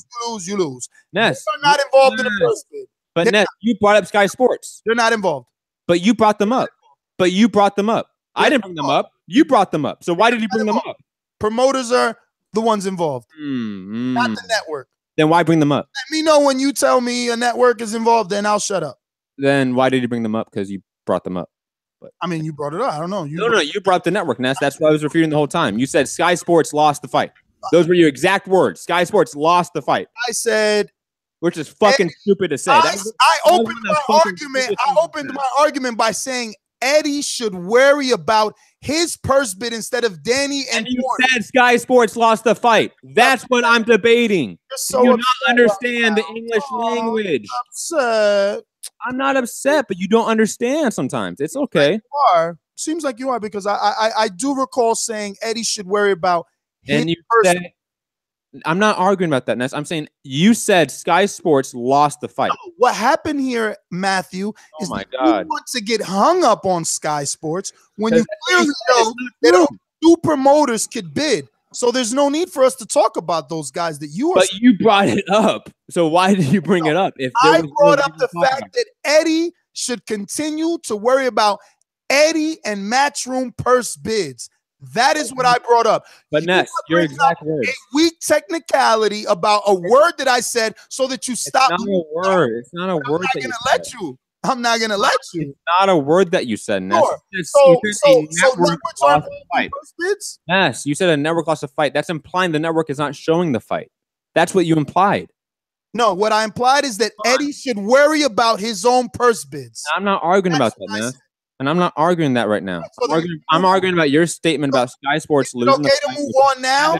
Is it okay to move on now? It's completely okay because you. Well, then Top Rank signed David Benavidez. I'm a little surprised by this one because we've been seeing David Benavidez on a lot of Showtime, HBO, Al Heyman boxing cards. He won that WBC title under Al Heyman, and now all of a sudden he gets signed to, Bob Arum, who has Gilberto in the same division, so it makes sense for David. But I'm wondering, how did Al drop the ball? And then there's also something about litigations. I just don't get it, because I know there's a possibility he may still be with Al, or maybe he was never with Al, and he is with Al and went to Top Rank, but that would be a first. We've seen Danny go to HBO and Eddie Hearn, but never a Heyman to Top Rank and Bob Arum. So that would be a first. I'm really interested to see what are the details about this It's unfortunate that David Benavidez has been quiet after all of this and not really spoken to the media and given his side of it because, like you said, questions. Like, I don't know if he was ever signed to Heyman because he fought Mayweather fighters and stuff like that in the past. Like, he's fought people that might be more signed to Heyman, if that makes sense. And there's a guy that isn't signed to Heyman that does even more business than David Benavidez. That's Mikey Garcia. So maybe we see something like this happen with Mikey.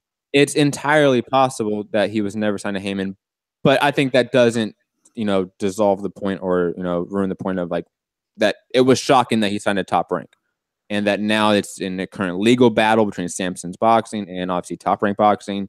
That is highly unfortunate.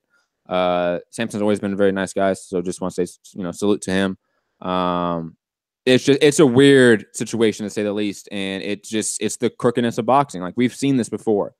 Fighters trying to get out promotional contracts, signed to somebody else, and then they get caught in legal battles. It's happened to guys like Rigondeaux, Canelo. It has happened to tons of people. I just don't get, if you're David, what are you doing?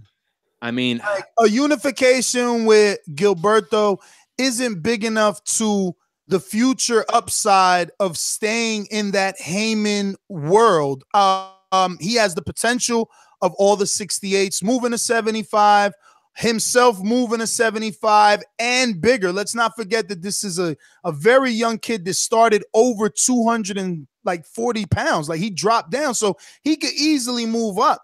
And it would make more sense to move up with, I don't know, an entity that obviously is paying people correctly. This makes no sense to me. But we've had guys like Jamal Herring come out and say that Top Rank is paying him great and they're giving him fights and that Heyman wasn't. Like, we've had counters to that narrative. I don't know about that. I don't know. He has said that. Like, he has said that. Whether it's true or not, it's up for anyone to debate. But he has said that. Him though? Did you interview him? Maybe we should get him on the show. He said this on Twitter. Like, this is public information. He went on Twitter rant. I hear you. I'm saying that maybe we should get him on the show so we could ask some questions, because you just saying that Top Rank is paying you fine doesn't mean that Top Rank is paying you better. You just saying that Top Rank is getting you fights doesn't mean that Top Rank got you better fights. He lost the fights on Heyman's side. That's the problem. Like, that's the problem. Show me the winning Heyman fighter that leaves. It's the ones that can't win. And they've had the opportunities. You were on the big stage. He was promoted just like every other Olympian in the 2012 crop. He was given just as much shine as everyone else, and he had more of a start than Marcus Brown, the 175-pounder. But go through his resume. When it was time to step up, he didn't. This last fight that he won, he suffered a headbutt. His fights are not clean. He doesn't win decisively. And let's not forget, it was no man's land in his division if he stood with Al. Only thing around him were his peers. Hungry. Gervonta. Oh, I know him. I don't want to fight him. Davis. Broner. I grew up with him. I don't want to fight him. I understand. I'm just saying, like, there has been fighters. That's don't bring up weak fucking arguments from dudes that, like, bring up somebody that could fight. Shakur Stevenson, a guy that turned down Mayweather to go to Bob. Is that a better one? And he was on this show, right? And he was on this show. And the truth is the black and white says he took less money. True. Right? And when asked, he said, that's bullshit. Don't nobody know what I make, blah, blah, blah, blah, blah, blah. So do we really know the truth? Can you really let me finish my sentence? Can you really use him in this fucking argument? I definitely think you can. How? When he himself, Mayweather's affiliated to Heyman. He himself is saying no one knows what I get paid. The article on ESPN is saying he is receiving less money than what he was offered by other promoters. But Ness, that's the same as like Broner getting backroom paychecks. We know that happens. Are we not going to believe Broner? Are we not going to believe other fighters have told us personally, Ness, that they get 7-figure checks after their championship fight? No, if you're a casual fan, you know who you believe? You believe Steven Espinoza, the head over there, the one that cuts the checks probably. No, and but you're believing Broner, but not believing guys like Shakur. I'm believing Steven. I'm just told you. I'm believing Steven. But Steven is biased in that exact scenario. He doesn't want his prize commodity to leave to another network. So you're saying, So you're saying that he's publicly telling the world and other fighters that fight on Showtime, yes, Eddie, you are making a mistake by thinking that Broner doesn't make this. You think that is the message he wants to send out there if it's a lie as a businessman? He doesn't need to back it up. He doesn't need to back it up. Oh, but it doesn't. Well, how about the other fighters that are fighting? What accountability does he have for that statement? Matthew, what about the other fighters that are fighting on the network that now are hearing Steven's words? But Ness, my They're argument telling themselves. What about the Jamel Charlos that are telling themselves, wait a minute, I keep winning. How the fuck is Broner saying he makes over 2.5? But Ness, my argument is that all these top guys get paid backroom checks. All of them do. And high prospects like Shakur Stevenson. Hold on, let me finish. High prospects like Shakur Stevenson, we know they get huge signing bonuses. We know they do. Just because we don't see the money doesn't mean me and you, Ness, have to play ignorant. We know. The articles say he received a huge signing bonus or he received less than every other offer. Why are you? But we also had reports that he got a huge signing bonus, but we never saw the number. What report was that? Dan Rayfield and tons of people were talking about that. Dan Rayfield's article was the one saying that he received less. Yes, per fight he received less, but he still got bonus too. Just Google it. Find that article. It's better for us to do that and move on. But again, I think that has nothing to do with my point that all these guys get backroom checks. Shakur got that. He's said that. Oh, so that's my argument. Oh, he said he got a backroom check? But he says, you don't know what I'm making. That's just, come on. I don't know why we have to play dumb here, Ness. Just for the sake of waving the Showtime PBC flag. Come on. No, I'm just not playing intelligent. Then if me sitting here and assuming with you that Shakur said no one knows what I make translates to I'm making $1 million backroom checks, nigga, get the fuck out of here. You're not making I'm millions. not riding in your car. You a crash dummy. I'm a crash dummy. Okay, fine. But in that seat, you're waving the PBC flag, man. You sound like an LDBC guy. Come on, fam. PBC flag by doing what exactly? Be clear with this, please. But you're only accounting for PBC fighters and Heyman fighters getting backroom checks that other fighters and other promoters don't get them. That's ridiculous. That's just a stupid. I'm gonna say things that I probably normally wouldn't say, but you're failing so miserably today. You're pulling a Beeb trick, right? I'm not. People on your side. How am I being the PBC flag waver when I can only speak of PBC fighters that physically told me? See, I'm not a fucking liar like you, motherfucker. I'm only talking about people who are PBC who told me, Nestor, Nestor, I get more money.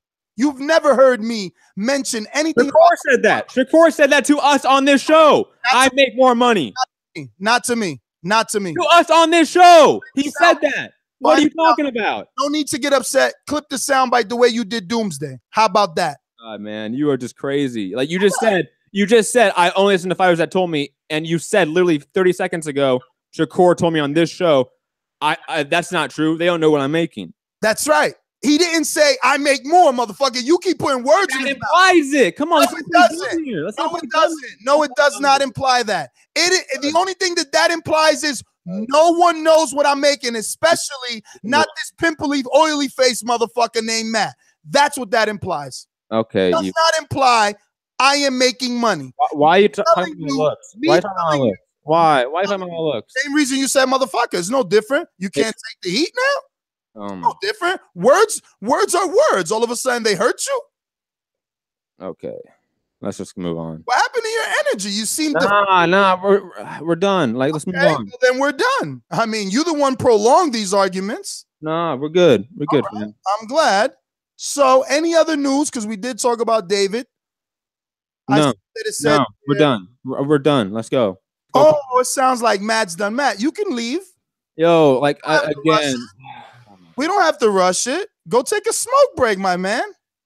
Yo, it's just, again, man. You always make it personal. You always do. And I'm doing that how? Talk about my looks. I don't say, yo, Ness, you fat, bald-headed. Like, I don't say stupid shit like that because that's pointless to the debate. That has nothing to do with boxing. We're talking about boxing here. Like, what are you talking about? It's just weird. It's just weird. I don't know why you have to go there every single time we get in a debate. Words are words. You said motherfucker and other things. It's no different. I think it's different because I say motherfucker all the time. Deflated. Don't get deflated. Deflated. Yes. You're like a fucking flat tire right now. No, come on. It's because we have this conversation off air, on air. It doesn't matter. Nothing changes. You know, I mean, stop being triggered, brother. Stop. Get this shit together. You sure there's no other news? Because I see you put here plus more.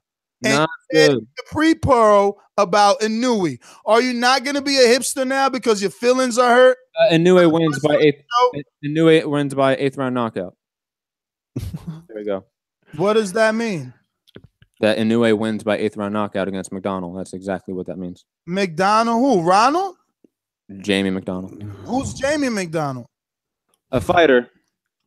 You know. Okay, when are these fighters fighting? Friday on ESPN Plus. Do you need an app for that? Yes, ESPN Plus. So what does that mean, plus? That's the $5 app that Terrence Crawford and Jeff Horn's going to be on. Is Jeff Horn really still on it? Didn't he suffer an accident? Mister, I want to rush through the show. They said there was no injury. Very important news to discuss. They said there was 0 injuries, so I feel like that was just a tabloid Australian news. I don't know. I remember when Keith got in a accident, they said there were no injuries, but Keith said he was injured. The world believed he wasn't, and he was making it up. I mean, could this be the opposite? Could this be Jeff Horn keeping his mouth shut because this is a big payday that has already been rescheduled once? Maybe another rescheduling and he ends up getting sidebarred, maybe stripped. Who knows what could happen? I mean, we're not going to think of those possibilities. Is this truly no injury? Don't you feel injuries in car accidents later, Rob? Don't you get whiplash later? You know what I'm saying? Are we 100% sure this guy's okay is all I'm saying. No, but I'm going to assume he's okay, just because I have nothing to base him being hurt off of, you know, other than just being in a car accident. And I've been in car accidents where, yeah, I'm a little bit sore the next day, but I'm fine. You know, like it's, to me, that's not as much of a big deal as, let's say, hand injury. When you hear that word, you're like, okay, fight's definitely not happening because you need to fight with your hands. So that's what I would argue. Back to Jamie McDonald and Inoue.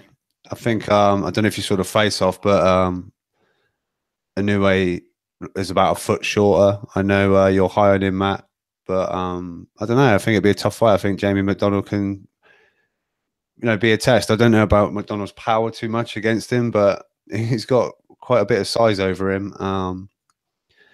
You know, and it'll just be, I think, a real good. And apparently, both are going to enter or both want to enter the boxing super series, the World Boxing Super Series after this. Regardless, so yeah, enjoy getting up at 6 a.m. over in the States. We've got it at like 1 p.m. tomorrow. But yeah, it's 8 a.m. in the East Coast and 5 a.m. on the West Coast. I will probably be asleep and I'll watch it afterwards. Yeah, I mean, I don't even know who he's fighting. I know Inoue actually, you know, is like, everybody talks about him and stuff when he was gonna fight or wanted him to fight Chocolatito or something like that. But like, McDonald ain't gonna get me out of my bed at 5 in the morning. I mean, I don't eat McDonald's breakfast, so I won't be up that early. I remember watching him in his 2 fights on his PBC premiere, since I'm the PBC flag waver. He didn't do good enough to have me continue to watch him. He barely won those fights. That's why he had to get a rematch. I don't know. They're not memorable to me. I think that the first one might have been good or people enjoyed it. I don't know. They're not memorable to me.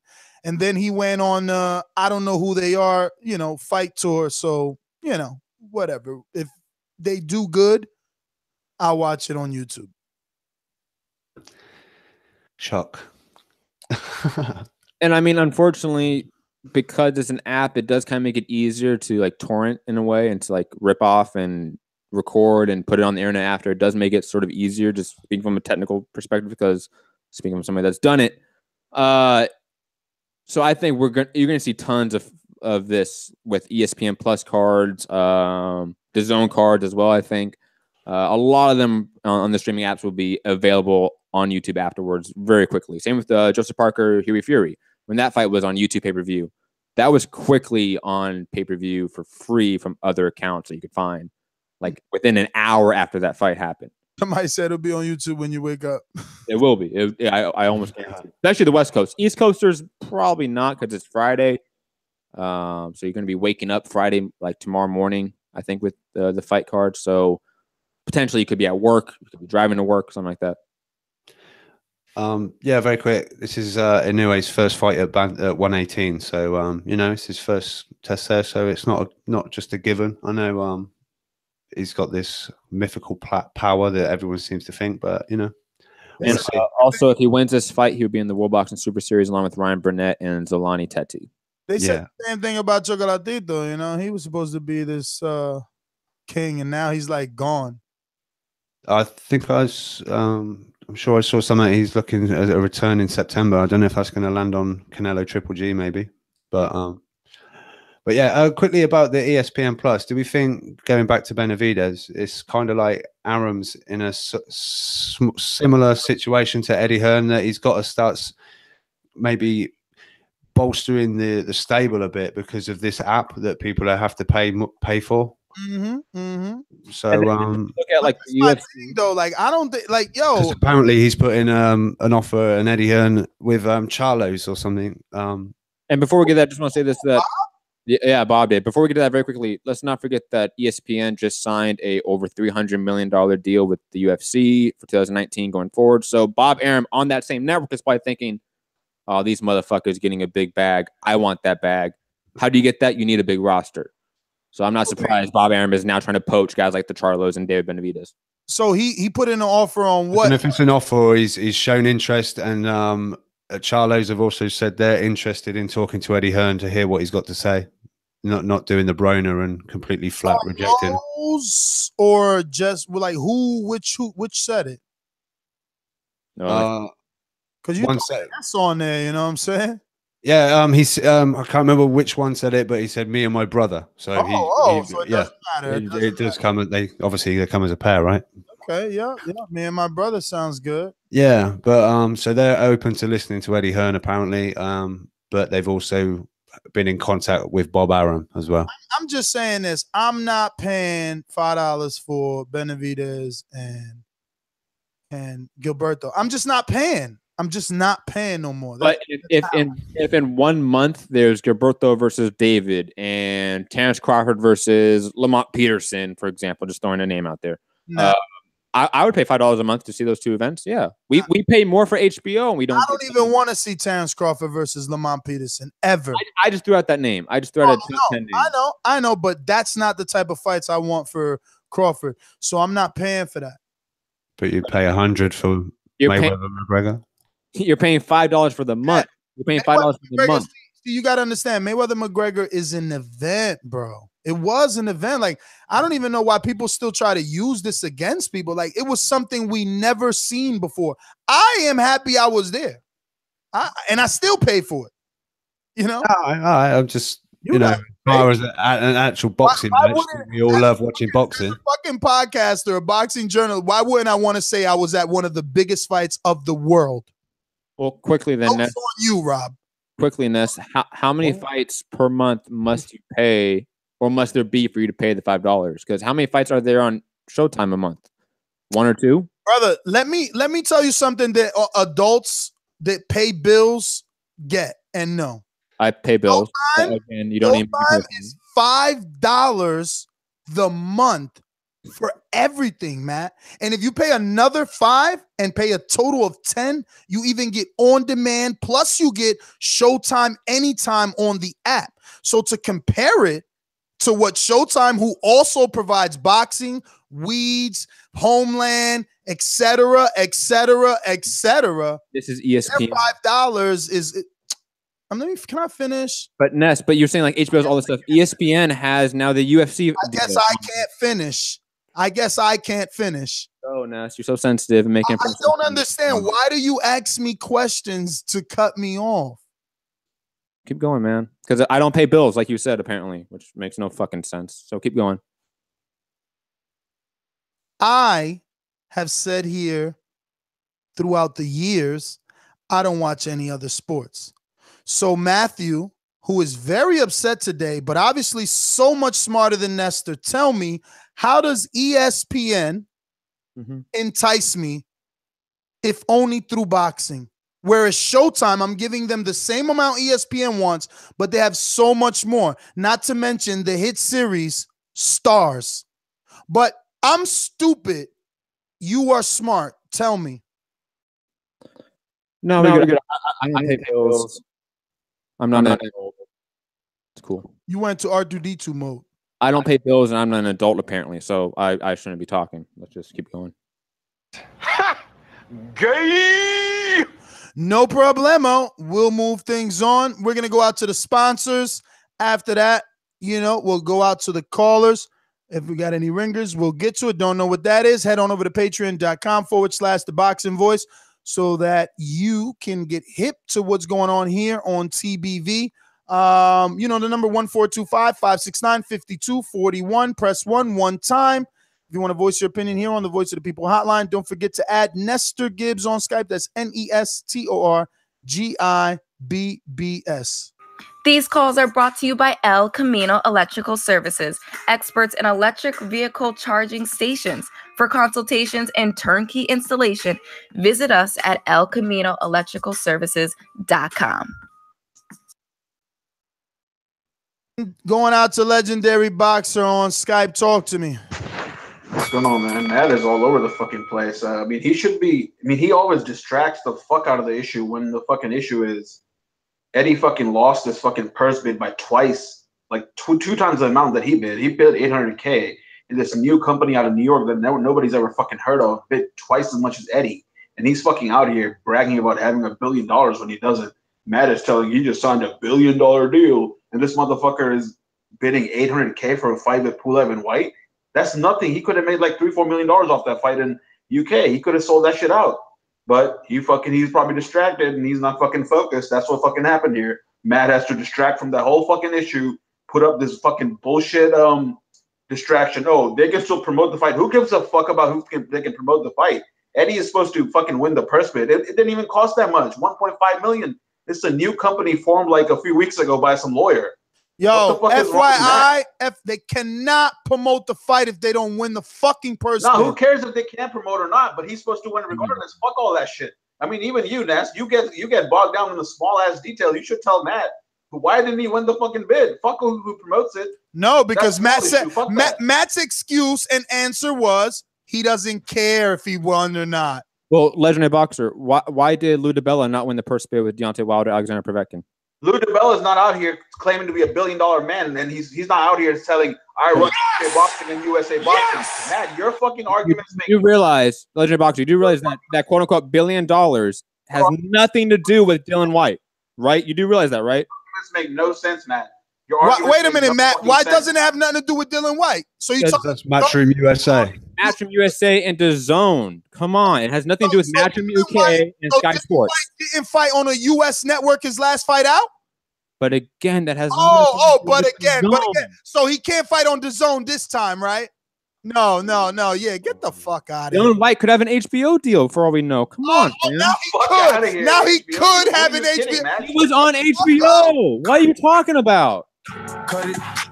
It's ridiculous, man. You're ridiculous. Double out your hand. No, you're ridiculous, fam. Ness, his arguments are based off assumption. He can have an HBO. Your arguments are based off of yelling like a loud imbecile. That's what your arguments are based off of. A buffoon. No, you're an imbecile. I'm Eminem, baby. I say it before you. Don't worry about it. Lets it go. And Benavidez was never a Heyman guy. He's with that Sampson guy. He's just friends with Heyman. Sampson puts a lot of guys on Heyman's undercard, so he was getting a slot on PBC. So he's not a Heyman guy, and he's going to be stuck in the. I'm sure Heyman's going to give Sampson some money to buy some good lawyers. He's going to be stuck in limbo for a while. So whatever. I don't know. I still think that was a mistake. If Heyman didn't sign him, he should have signed him. Ness, why aren't we talking about this? AJ's talking about I want the fight in UK. So why the fuck isn't anybody asking him? Why don't you offer Wilder 40%? He said he's ready to go for 40%. He's not a fucking liar like you. He's not gonna say, dude, because you know he's deflecting, bro. Like, what you want me and you to argue with every AJ protector in the world? Like, we know what's going on. The man asked for a certain amount. He got it. It ain't happening. It's all right. They're gonna go on a tour where they fight everyone else. Let me calm down these AJ nut huggers that have been going. Well, you have gone way past your time, my friend. I'm sorry about that. Okay, I'll take 50 million up front. If that's the case, anywhere in the world, Jim. Anywhere in the world. Wouldn't I about to go to Russia? I'll go to the UK as well. I'll see you soon, then. You radio personalities think you want smoke? Call me Mr. Chimney. I want smoke. It's funny. I don't really understand your logic, Rob. So you're saying after he asked for the 50 million, he still should be able to fight in the UK? No, I'm just saying, you know, it's come up that AJ not being a man of his word is the same the other way around, isn't it? Wait a minute. How is Wilder not a man of his word because he offered AJ $50 million to fight in the US? How is that him saying, I don't want to go to the UK? How is that? Because Hearn made the first offer and he wanted to fight so bad and he would go anywhere in the world. He'll go to the UK. Yeah. Oh, you're saying he should have took 12.5 million? No, I'm just saying everything that gets said is always there to be brought up again. He said he doesn't care about it. It's not. That's all right then. Okay. All right. If you think logically, I don't think you would bring that up. It makes no sense to say, oh, well, Wilder once said he would go to the UK when he was willing. He was willing. The opportunity was there. The offer was made. It was only 12. They could have sweetened it. They could have sweetened it. Rob, I think you're missing the point that AJ asked for something and then Wilder gave it. Right now, Wilder asked for this fight for 2 years. He's been chasing AJ for 2 years now. Finish, man. Why? No, I just thought I'd argue as well because that's all. I know, but let me finish, please, for the love of fucking God. When AJ or wherever the flip side is, it wasn't reciprocated. So when Wilder says, "I'll take the 10%," you just have to get that on the return fight in the rematch. They never sent that offer. They never sent a 10% offer, and the rematch is flipped. That was never given to where Wilder would then have to back out on his word. That's the difference here. When AJ asked for something, Wilder then gave it to him. That's a little bit of a difference. That's all I have to say. I just don't get these AJ fans, bro. Like, I mean, at this point, like, it's better to just say, look, AJ has other plans, you know? Or AJ's gone through the ringer, tough fight after tough fight. He doesn't want to fight Wilder. But, like, trying to spin it on, wow, this is fucking ridiculous. You guys are really the fight's happening in November. I'll be part of your side of things then. I don't know. I mean, I really want you. Well, do you want me to be the opposite voice, the UK, to bring the balance, or do you want me to just agree with you? I do want you to bring a balance, but I don't want you to look crazy. Well, that's on me. If I look crazy, that's not on you, is it? You guys have been looking crazy most of the show, so I can just pitch in and be crazy for this little part. I mean, yo, that's a normal for me and Matt, you know. But yeah, I know. It's not for you. It's not normal for you. So maybe at 1:45, it's just harder to swallow in the morning. All right. Let's go. Next caller. Talk to me. On Skype. He's probably asleep. What, above all the shouting? Doubt it. He did go. Oh shit! I was hitting the wrong fucking button, but he dropped off anyway. Oh wow. We got Joe in Orlando. What's going on, fellas? All right. Hey, real quick. I totally get what you were saying, Ness, when you were talking about the purse bid and losing the right. Hey, Matt, real quick, one thing you got to remember is when Luda Bell and them lost that fight, Steven Espinoza was thinking that he was going to guarantee be able to show the Deontay Wilder fight. I forgot whatever their company is called, whatever, but they were making him sweat by trying to get more money out of him because they knew that he wanted to show the fight. So they were in the controlling side of the A side of saying, hey, Showtime, you want to show this fight? Well, it's going to cost you. So that's what I understand. But they never actually got the money, though, right, Jay? Got sports. Jay, they never actually got the money, though, right? Because that's not how it works. Like, Showtime has rights in the U.S. They did get it because they... Sorry, go. Well, they did get the money because Wetherall had to pay for it. Steven Espinoza had to pay for it. He had to pay for the money in order to show the fight. So they did get the money. But obviously, you know, that fight never happened. So obviously, I don't know, you know, what happened with that kind of money. But they did get the money from Espinoza. Like, Espinoza did have to pay them a significant amount in order to show that fight. Can you, the future of I'm not saying you're lying or anything. Can you just send me a link via text? Because I want to see that. Yeah, I seen your link. It was a whole big thing because everyone was freaking out. Like, yo, we won't be able to see I remember something about that. Like, we won't be able to see this fight. Yeah, because the guy was those things usually don't matter, Jay. They usually don't matter, man. It wasn't going to matter because we were still going to watch the fight, but we didn't get it. Jamel Herring definitely got dropped. He didn't leave Heyman. He definitely got dropped, and he got picked up by Red, you know, who's been on the show a bunch of times. He got picked up by him, and they had to help him out. That's how he got the deal with Top Rank. Don't let him lie to you online. Like, he got dropped. He didn't leave like by choice. He definitely got dropped. Oh, I don't know. I thought I said that was a bad example, but Matt said no.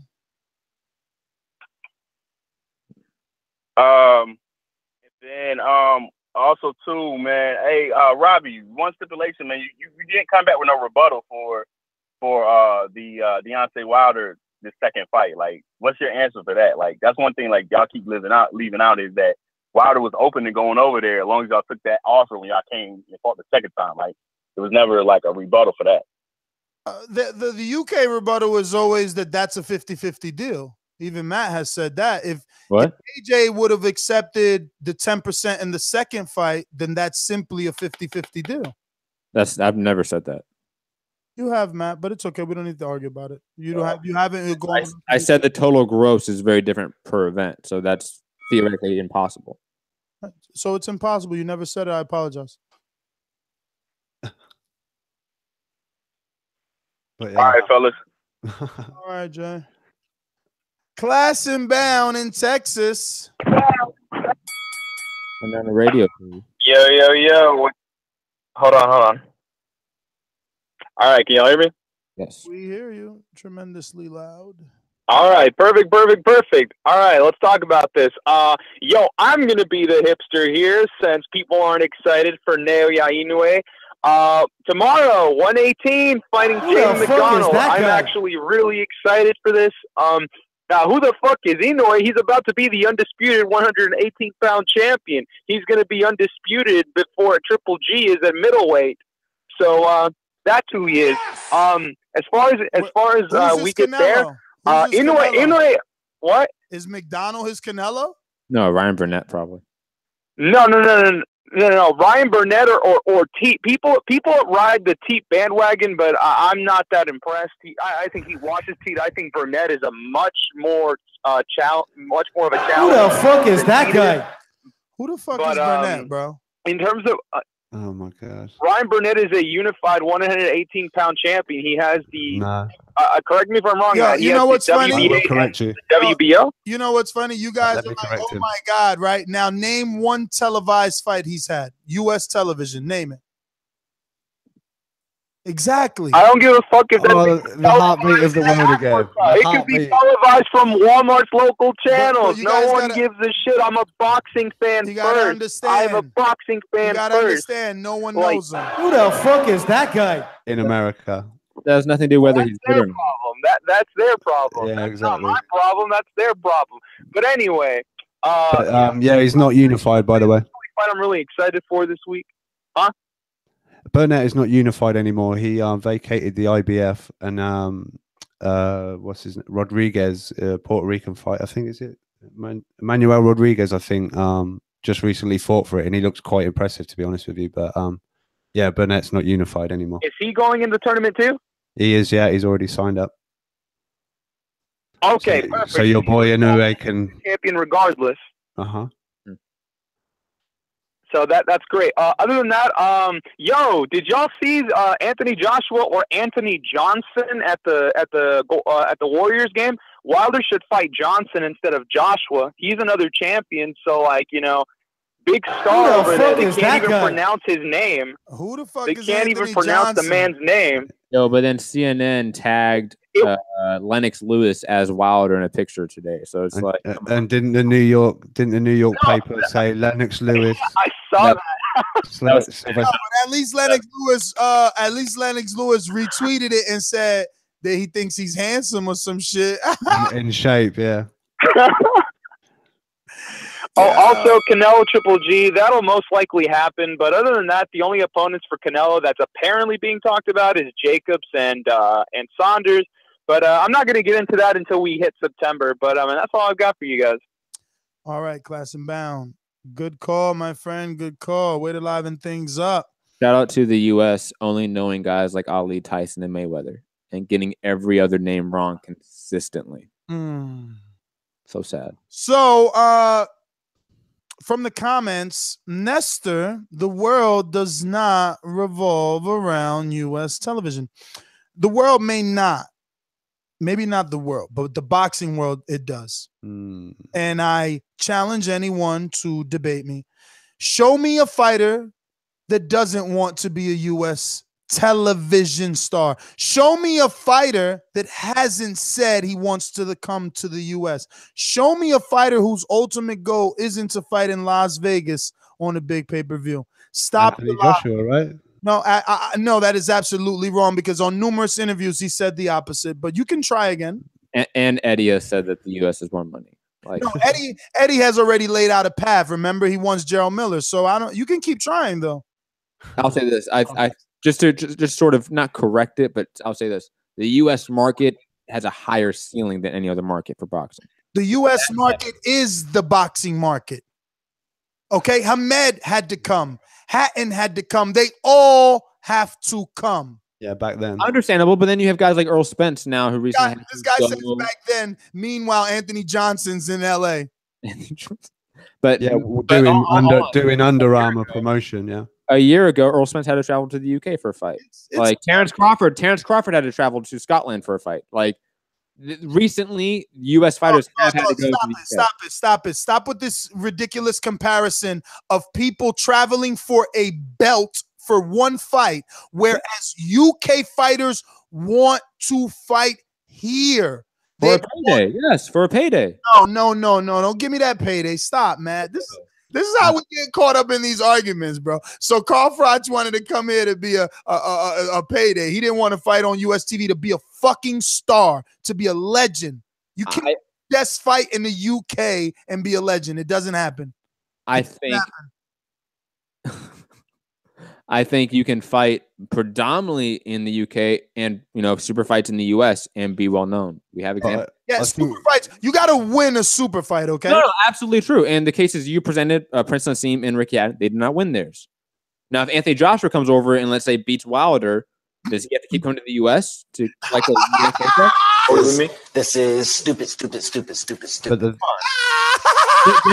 Just like theoretically. In my opinion, hold on, let me finish. Really quickly, let me finish. Just like in my opinion, if Wilder beat Adrien in the UK, he can come back to the US and be a pay-per-view star. Yo, the man doesn't even believe he can win. If Wilder was some of this work, meanwhile, 3 years later.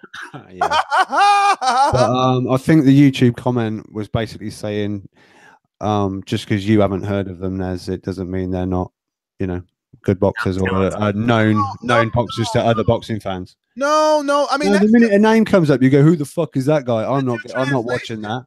That's your translation, and that's okay. That's your translation, and that's okay. But we just went through a very detailed conversation of how boxing fighters want to be U.S. television stars. Sergio Martinez was from Argentina, relocated to Spain, and his dream was America. Are you using Argentina? Are you using Argentina like that's an actual marketplace in boxing? Canelo, Mexico, since my co-host wants to be, again, intelligent. Canelo doesn't have a. I mean, not Canelo. Oh, Mexico doesn't have a boxing base now, huh? They don't have a. Wasn't already an established star on Televisa, huh, Matt? That's $1 million fights don't happen in Mexico, right? Yeah. That's $1 million fights don't happen in Mexico, I right? don't know. How many times has Azteca been in conversations for big fights with us? But they never get it. But they never get it. Conversation. I understand, but I think the fans put that in the conversation. Hey, Matt, guess who else never gets a big fight? Dallas Cowboys, but they're always in conversation. Guess where it does? Wembley Stadium. 90,000. Doesn't really get a big fight. Last time I checked, when it's a big fight, tickets are ranging from 1,500 to 5,000 for floor seats. And guess what else happens, Rob, Mr. UK Rob? Television stars, movie stars, rappers, actors, singers, dancers are in the crowd. Not fucking people we never heard of. Next time, try harder. What are you talking that about? big fights don't happen in Vegas in the U.S. No one is arguing that. No, that's what he just said. You know where else? Big fight? No, they don't. Big fights are happening over there because you guys love boxing.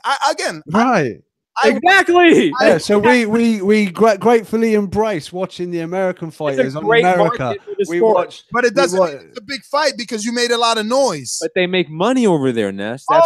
So much money that they can't counter offer the 50. If you want the fight in the UK, is getting the biggest guarantees in the sport right now, bigger than Canelo. Bigger than Canelo. But he was just offered double his guarantee, and you trying I'm not arguing that. I'm not, because I'm on your side. I'm on your side on that point. No, you're not on my side. Listen to what I'm saying. You're arguing that the market is over there. No, that's not what I'm arguing. That's not what I'm arguing. How is the market over there when he just got double? That is not what I'm arguing, Ness. I'm gonna make it again clear because that's not what I'm arguing. Again, I've said the market for big super fights are always gonna be in the U.S. and Vegas at this point until the casinos change.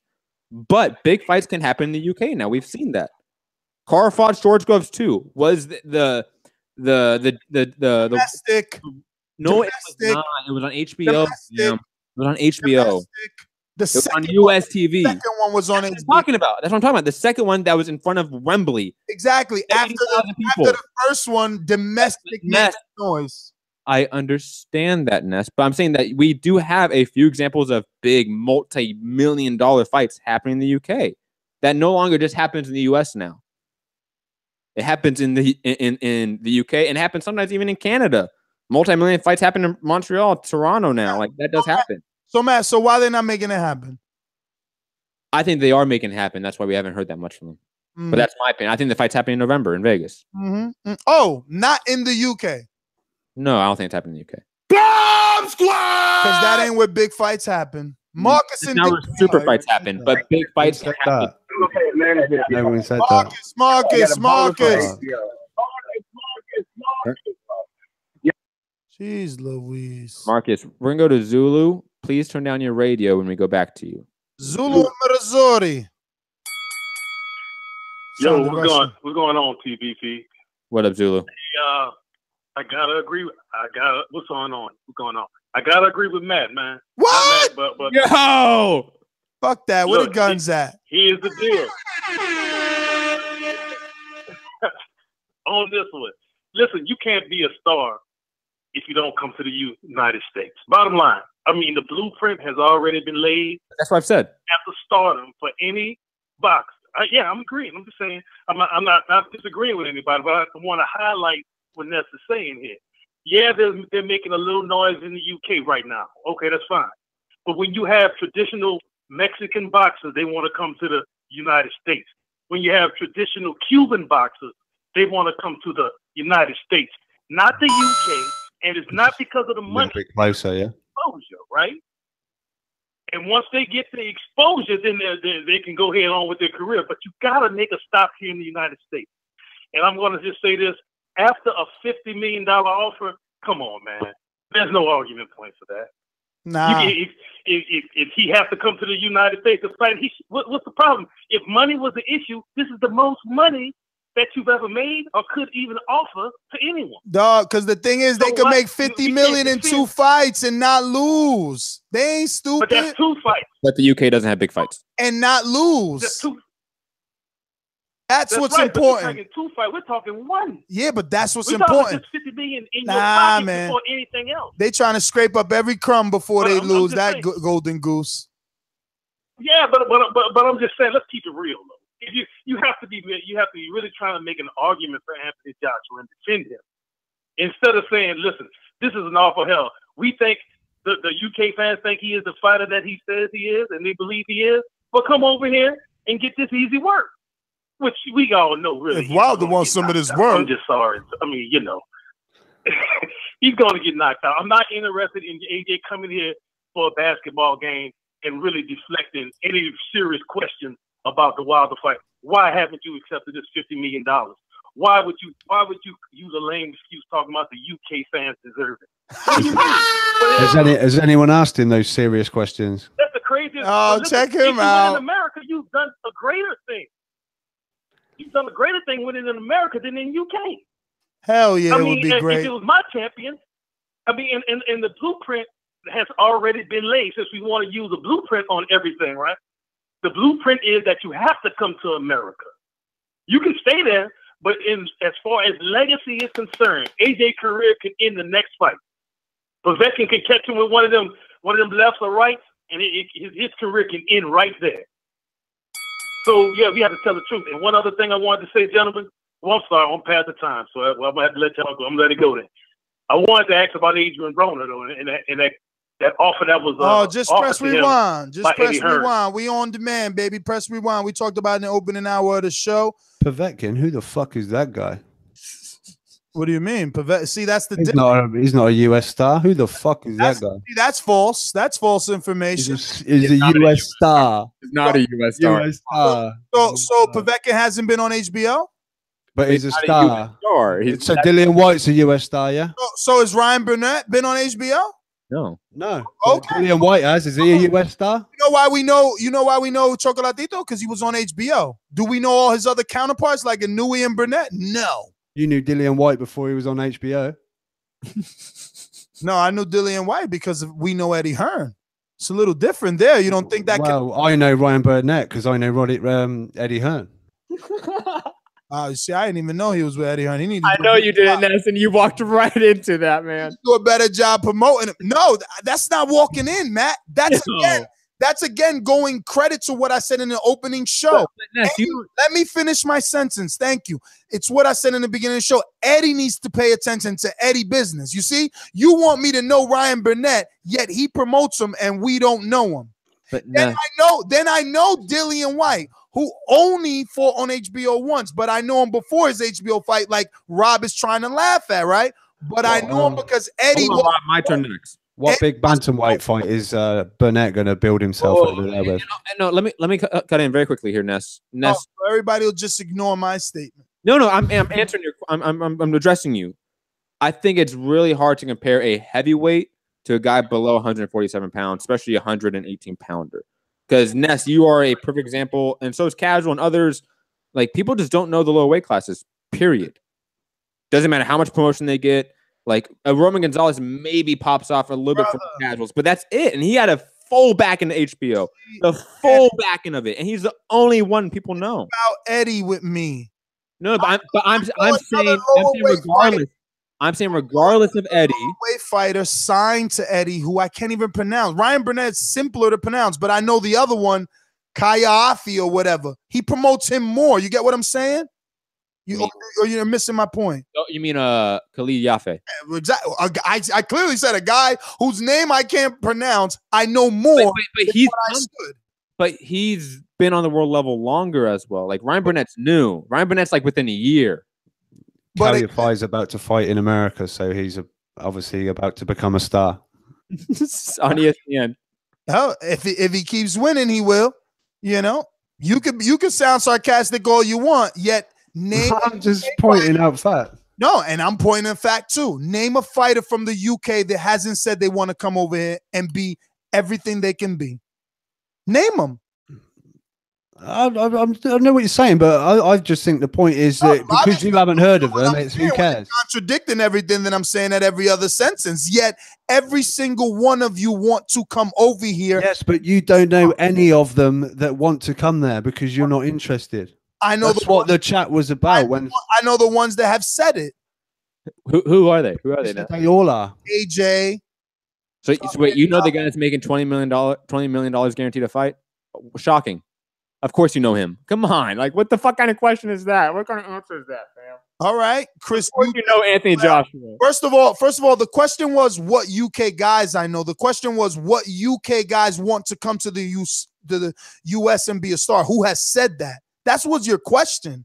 Like, I don't understand what you're trying to twist it for. People that have said in interviews they want to come to America and be a star. So what are you talking about?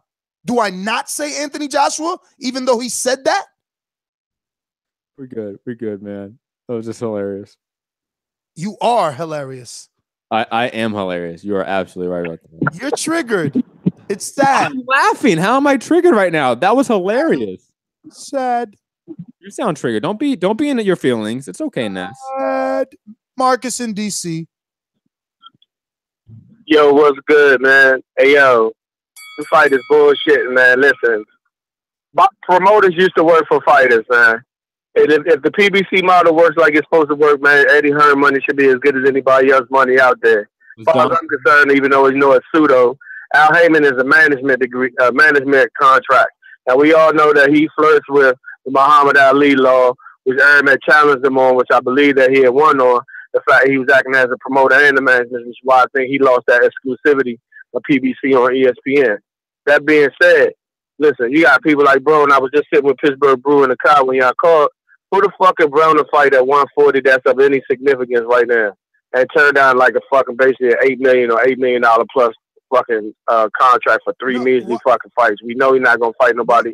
But wait a of minute. any real significance. So you don't believe that he's making the money he's saying he's making, and that the network's saying they're paying?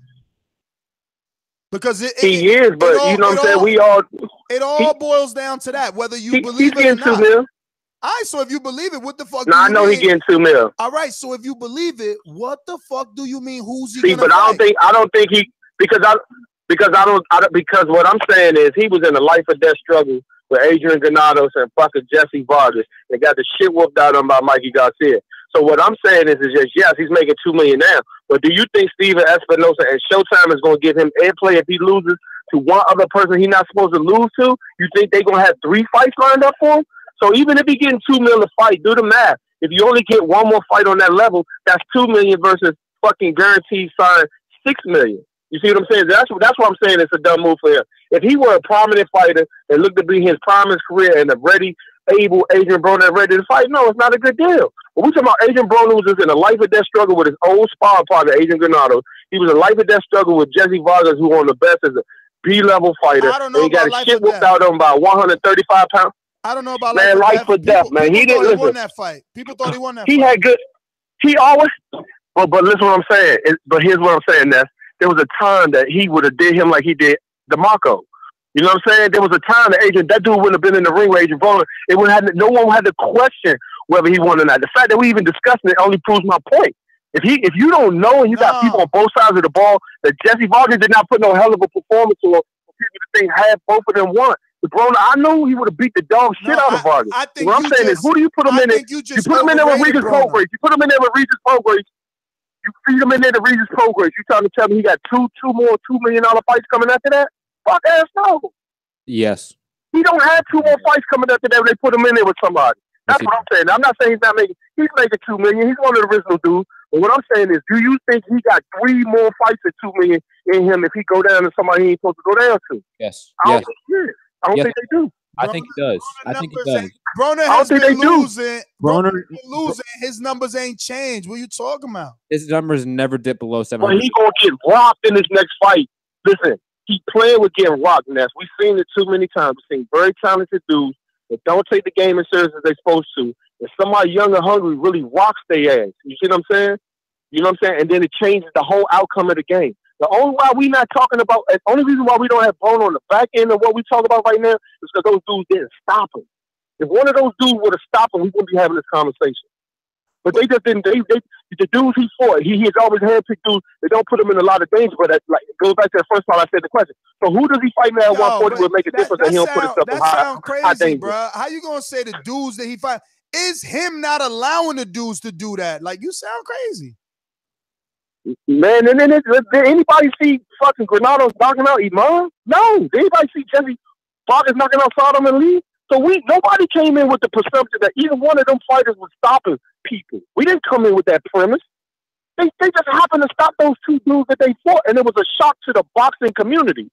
So if that's the case, what I'm telling you is that when he stepped in there with Broner, who in their right mind thought even one of them dudes could have the potential to stop him? Stop. Stop. But hold on, very quickly. When we saw Jamal Charlo and J-Rock, everybody in there knew that somebody could get stopped. Everybody went into the fight knowing whether they knew who it was. Everybody went into the fight and said, hey, man, these dudes stop dudes. Not me. Hold on. Nobody went into any of them fights with Broner saying, man, these dudes stop. But hold on, Marcus. Nobody said that about Granados. Marcus, your point is that Broner would not get $2 million plus guaranteed paychecks, not guaranteed, but he won't get $2 million for the next 3 fights if he loses. But he's still doing better numbers than all the guys you just mentioned. And guys like Danny Garcia, Shawn Porter, Badu Jack, he's doing better numbers than them all. The guys we mentioned have not got offered. The guys we mentioned didn't get offered money from Hearn. We keep it in perspective. That's not what I'm arguing. That's not what I'm arguing. No, you keep it in perspective. They didn't get an offer from Hearn because they not losing. Hearn Broner at the low-hanging fruit who's still getting more money. You open your eyes. Broner's the second biggest. That's what I'm saying. We're not arguing whether he gets the equivalent amount of money per fight. What I'm talking about is the longevity of what you see Broner as. Do you still see him getting 3 more fights at $2 million with PBC? If you do, then you disagree with me. And I don't see it. I don't see it because unless they match him with some gumps. How many times do we gotta say yes for you to understand? Yes, he can make fucking $2-3 million for each fight. He can make now. Can he? Right will now. He? Right. Yes, he will. Not can he? Will he? Right, no, listen what I'm trying to tell you. I'm trying to tell you this. Let me just say this last thing. That's what I'm saying. If you sign a contract for $3 million guaranteed for $2 million, 2.2, and 2.5, you will get $6 million. If you sign a contract against Regis Pro-Jays, you can get $6 million over your next 3 fights. What I'm trying to tell you, the difference is what you're missing is you're talking about can and will. You will get it if you sign a 3 contract deal and you put it in the clause where you're going to get the money regardless. You may get it fighting the other way because you may lose and they may not fuck with you no more. That's not happening. Right there, Marcus. All right. You're way over the bell. And Marcus, right there, you were wrong. Like, he could lose to Regis Progress, and guess what? They will still fuck with him more than anyone else. Why? Because he will still pull better ratings than Danny Garcia, Badu Jack, Gervonta Davis, anyone else we talk about other than Deontay Wilder on that network. Why is he just using assumption instead of fucking using Broner's history? And look at like Broner versus already lost to guys, and they're still airing him. They're still paying him this amount. Like, and also look at matchups that were awful, like Ashley Theophane. That did better numbers than a lot of fights this year on Showtime. First of all, he needs to realize this, okay? Broner's coming off the loss to Mikey and a draw to Vargas, and the network is coming out publicly backing him, stating he gets paid way more than 2.5, indicating that on his next fight, which he's coming off of a loss and a draw, he's still going to make more than the money offered by Eddie. Now, again, to his argument, can he fight Regis Progress and get 2 million? Yes, but there's a path. The way Eddie is playing the path for AJ, there's a path. You don't go straight into Regis Progress. You go into a dude like Omar Figueroa, who's undefeated and difficult to make weight. So you get him to struggle to make the weight and you beat him, okay? After Omar, you get someone else on or around that level. And then the third fight is with Regis with the option to stay alive if you beat Regis. Simple. Will he be the undisputed 144-pound champion? Is he ever do a weight anymore? Can he do 140 anymore? No. I don't think he needs to make money. And but I'm pretty sure Eddie's contract didn't indicate that he needed to make 140 or 144. I'm pretty sure. I didn't say it did. I didn't say it did. Eddie was excited to sign him at 140 or 144 because he makes those ratings at 140 and 144. So it doesn't matter. In terms of fighting for like Regis Progress, for example, I'm just going to say this. I think Regis Progress would 100% take a catchweight fight against Adrien Broner just for that paycheck and that exposure. Same with Jose Ramirez and anyone else at 140. Absolutely. They know what they would come out 4 pounds. Yes, they would. They know what he Jesse Vargas just did it, and he was in the ring with Pacquiao. He did a pay-per-view. Broner's an A-side, solidified, bona fide. People need to get that shit through their head. They still calling here talking about Broner on the losing side. No, he is the only one winning. Jesse was he was a B-side to one of the second biggest pay-per-view stars in the last 20 years and still came in as a B-side to Broner, who's never done a pay-per-view. Like, get your shit together. Shout out to Marcus. 2016 Rookie of the Year? Info Joe. He acting like a rookie. Prospect of the Year. Info, what up? Yo. Damn, Info Joe. Info Joe in the building. I know. We so involved. We forgot your intro. Let me give you your intro, man. Mr. Info Joe. Tell the truth, Joe. Tell the truth. This portion of the show we call In the Know, presented by my brother.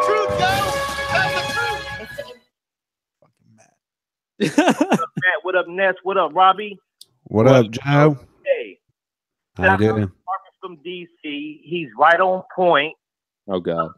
If Broner would have got knocked out by Vargas, he wouldn't be getting no 2. But he didn't. But he didn't. If get I'm just out of saying, here. he would have lost bad. You don't know that. You don't know that. But he didn't. And you don't know. You're just assuming. If he Mike Tyson lost bad. You're assuming as well. Hold on, think about this, Info Joe. Mike Tyson got knocked out by Buster Douglas in '93, and a decade later, he sold 2.2 million pay-per-view buys, the highest ever at that time.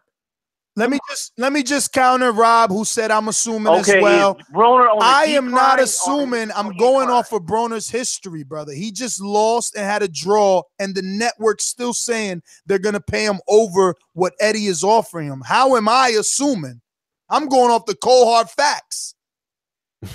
All right. No facts. But I know He I would just rather go for the lost. guarantee than anything.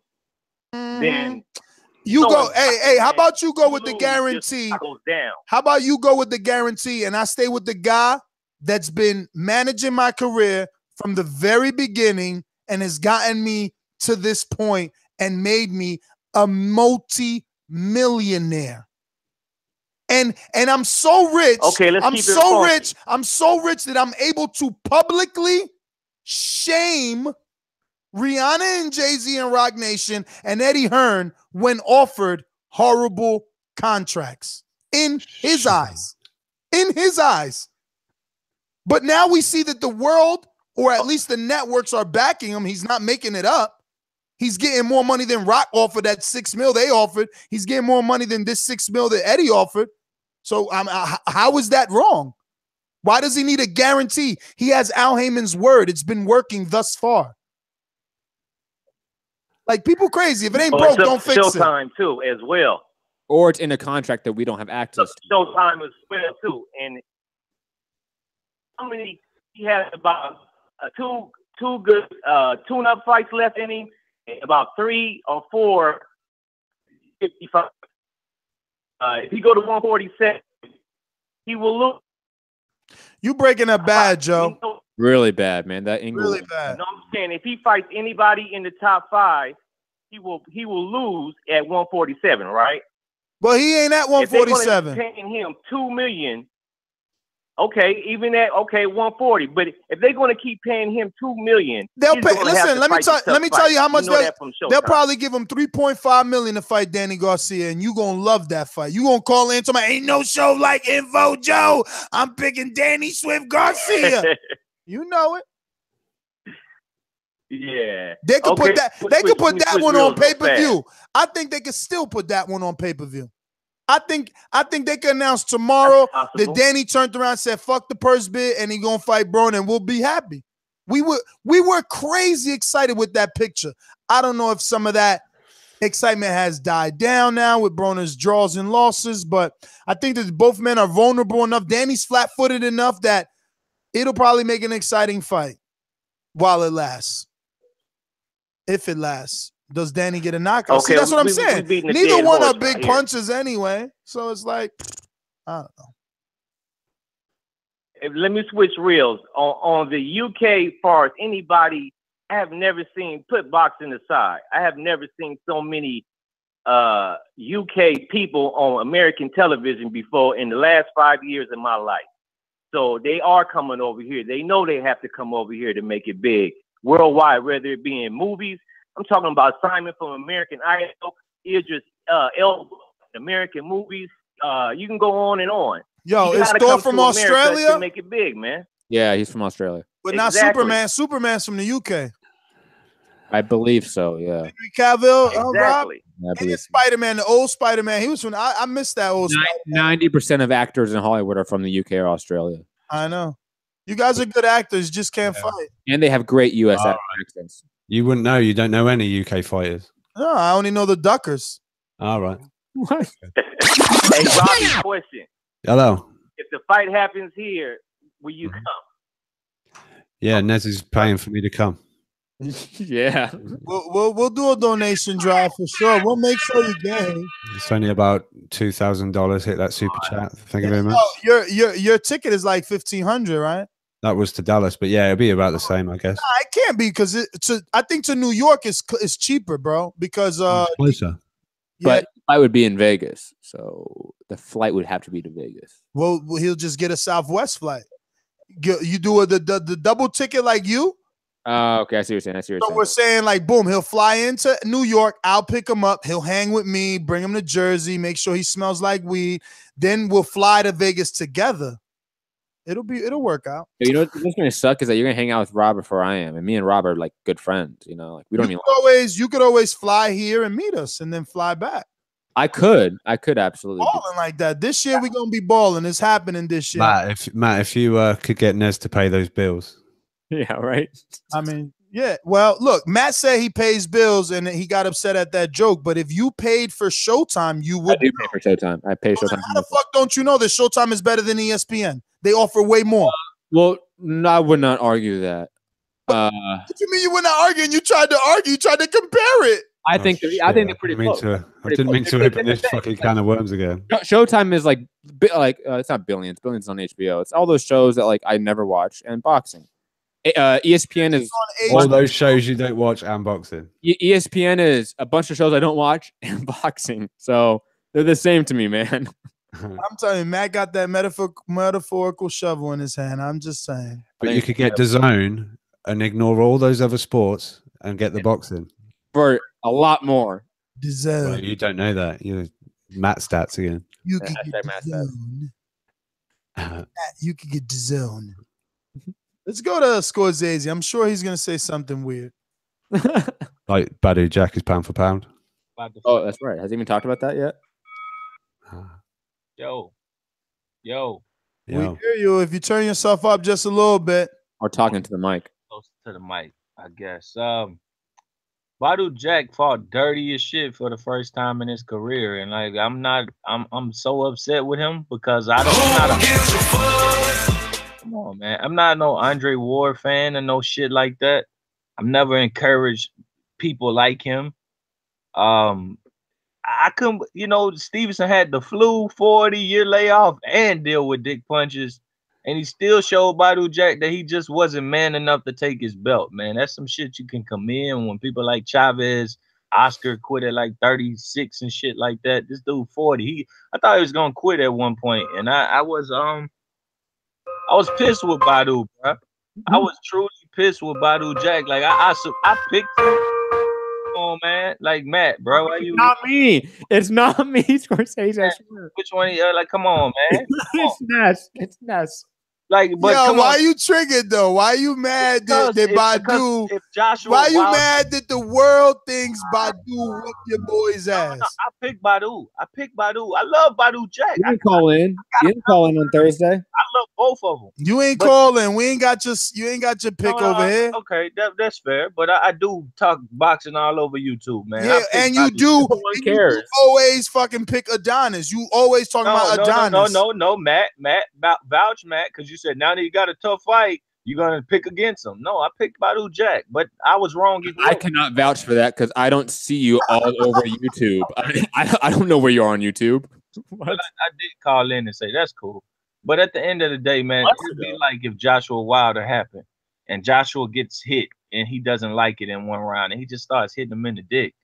I don't like So Wilder. that's what you're saying. That wait. So you said Jack was hitting Adonis in the dick? It was very low, man, several times, and he was laughing about it in the corner. He was hitting the ref as well. Look, yeah, like in the 4th and the 5th round, the 5th and the 6th round, Badu Jack started getting his ass whooped on the inside. And that nobody saw that coming. Badu Jack getting beat up on the inside by the dude who fight from range. But it happened, and Badu Jack didn't like it. Adonis went low one time, he strayed low. And Badu Jack just took liberties like, come here, bitch. Come your old ass. He just kept doing it. And he was breaking his ass down, bro. But surprisingly, that old 40-year-old got more heart than anybody could have thought about, including myself, because I said he was going to quit as I was covering it. And he punched him in his goddamn stomach, and Floyd thought he broke his man ribs. In a rematch, Badu Jack only stand a chance if he do that shit again. Therefore, I hope he doesn't get a rematch. He needs to prove he can fight. Kathy Duba talking about Badu Jack ducking Bivol. Kathy, you might want to shut the hell up, because the last time you got on all this so-and-so's ducking, your people ended up on the ropes holding their dick. Don't have a part 2. Learn from your mistakes. Don't fight dirty fighters, dumb broad. Leave it alone. Go to the next man. Make Badu Jack prove he's not going to be dirty again. That's my call. Badu, do better, bro. I feel so sad for him. Yo, but that was entertainment. That was great. That was one of the best calls of the night, Scorsese. Thank you. I wish things would have went his way, you know? I just wish he had called in on Thursday to actually make a pick, you know, because I don't know where he's at on YouTube, on the YouTubes. Oh, no. Long Beach in the house. Yeah. Hey, Rob, I never had a chance to say hello to you. How you doing, mate? Not too bad, bro. Are you all right? Make the date, I'm chilling, man. Good. Mate, I always want to say mate to somebody. But Wilder said, I'm gonna define checkmate. something here. I'm gonna try to define something here. So I think we have two kinds of stars in boxing, and people are wondering what's the allure to Broner. You know, why would someone want to pay him? Why wouldn't he accept the $40 million? Now, Ness, I have to decide with you, but Ness, on our side, we have to go with some assumptions because the contracts do clearly state that AB would be taking less money with PBC. So on our side, let's do the assumptions, though. Let's do them. I assume that there is backstage money. I also assume, because looking at everybody in PBC and no one seems to be hurting for cash, nobody's complaining. I think Al also is somewhat of a financial advisor for the fighters. I think he set Mayweather up as far as investments go. I think Mayweather with the blue all is fucking money. But I think Al, instrumentally being involved in Mayweather's finances, set him up pretty. And I think he does that type of things for the fighters. And that's where the lure to Al comes in. Let's define the type of stars real quick. So I think you got the stars that pack stadiums, and people think that translates to pay-per-view. It doesn't, guys. Here's the reason why. When you pack a stadium, Are you it's subliminally a talking about party. AJ? And dudes with yeah, exactly. He's the only one doing the stadiums. He's a sausage party. He's a sausage party, okay? In the sense of it's 80,000 dudes there and 10,000 women. Pay-per-view night is when your girl's wearing her tight skirt and the high heels and shit. So it's It's a different level of entertainment. 90 seconds. Star and a guy who packs stadiums. So AB, this is where he comes into play. We all know if AB had not went down to Maidana, AB was destined for pay-per-view. The next fight, in my estimation. No doubt about it. So it's a difference. AB is the most highly marketable potential speculation, Your Honor, star out there. Pay-per-view star. Lomachenko is wonderful for ESPN. He's commercial. But Lomachenko may never be a guy who does that $2 million. If Adrien Broner gets one big win over somebody we consider really good, if Adrien Broner would have beat Shawn Porter, we're talking about Broner and Keith's pay-per-view, I believe. You know what I mean? So that's the difference in stars we have. I think there's guys who pack a sausage party and can put 80,000 dudes and 10,000 women, but on pay-per-view night, your girl and them, she's calling her homegirls, they getting dressed, they having drinks. It's a different type of night, and it's a different type of star. And that's just, I just want to add that definition to it. That's my call. All right, JP. Very quickly, I'm just gonna say this: that AJ is on pay-per-view, so right, and he also attracts a lot of hardcore and casual boxing. That might be a very bad comparison. I don't know about that. Let me finish. I think so. In the UK, is more. There's more casual fans in the UK than in America. And I think a better comparison is Triple G, a guy that can sell out. But if you're only attracting casuals, That's why you cut me off, fam. Yeah, let him finish. I think Triple G is a better comparison because he's a guy that can sell at Staples Center and MSG and the Barclays in any arena in the U.S. Right? We know he can do that at a fair price, not at a high price. Yeah, but he can sell out, right? He can sell out any theater he can pretty much go to, but he's not a pay-per-view star on his own. That's obvious. Yeah, we don't know that anymore. We don't know that anymore because he had 170 and then he did a million something or 2 million. So we don't know what's the residual effect going to be. But his next fight wasn't on pay-per-view. That is an example of why, or not example of why, proof of him not being pay-per-view star. Yeah, but no. There's an asterisk attached to that. His next fight wasn't pay-per-view because it was supposed to be pay-per-view. Don't forget that. Right. But you don't think next fight was pay-per-view. You don't think if HBO is looking at no. That's a contradictory statement. His very next fight was pay-per-view. It fell out. That's not his fault. That shows that he's it was pay-per-view with a pay-per-view star in Canelo. The second a pay-per-view star, an actual star that brings the ladies in the tight skirts to the event, the second he fell out, he went to the forum. How did Canelo become a pay-per-view star? No, not the second. Hold on a minute. Let's continue that. Not the second, because keep in mind, Jacobs was already tied up. So there is no other B-side. But that pay-per-view was not successful. Like that's my point. He's not a star. He's not a pay-per-view star. Like Triple G is clearly not a pay-per-view star. Canelo is. I just think that's not even refutable. I think after the pay-per-view numbers that he was able to do with Canelo, it's a bit, unfair. So Liam Smith can now do pay-per-view in the U.S. by himself, or Canelo Jr. can do pay-per-view. My man, Liam Smith and Gennady Golovkin's performances versus Canelo cannot be compared. You just look retarded. Right. And your argument Canelo's performance. Stop. Let me say something. And then how did Canelo become a pay-per-view star if his performance was a shutout against Mayweather and all of a sudden, he's a star? No, because Matt's gonna have another answer for that. It's the promotion behind the making of the star. Gennady don't have that money power. Exactly. No, not the money power to come to the arena and watch. The money power to make him. There was a interview once on Lou DiBella in Ring Magazine, and this was years ago, and I always remember it. He was like, "Yo, to make a fighter 10-0 cost me," and I don't remember the amount of money. So I know he put a figure to making a fighter 10-0, right, in a professional level. So I can imagine what it is, the money to make a fighter a pay-per-view star. And they took the risk. They gave him an L against Mayweather, and then they promoted the shit out of him and match made him. And he's a star. And Gennady went a different route. So he's a star on his own as well. Can they put him on pay-per-view and people tune in? Yes. Exactly, especially after doing a big, successful pay-per-view. Not to mention that his Save the Date fight was a success in ratings and ticket sales. And the performance was a 4-star performance. But he's always done well on HBO and always sold well. That's not what we're talking about. We're talking about pay-per-view stars. Matt, he has never done a successful pay-per-view without Canelo. That is fact. But it's still disingenuous for you to say that after this successful pay-per-view, it's impossible. Like, I'm not saying it's impossible. No, I'm not saying it's impossible. This data of the 1.3 or the 2 million changes everything. No, it does not. No, it does not. I think I'm moving on. I think just fighting a pay-per-view star does not automatically make you a pay-per-view star. Yeah. So how did Canelo become a pay-per-view star against Mayweather? He's gonna ignore you. He was a star before then. He was a star before then. No, he was not a star before. How was he a star before then? What pay-per-view did he did to indicate that?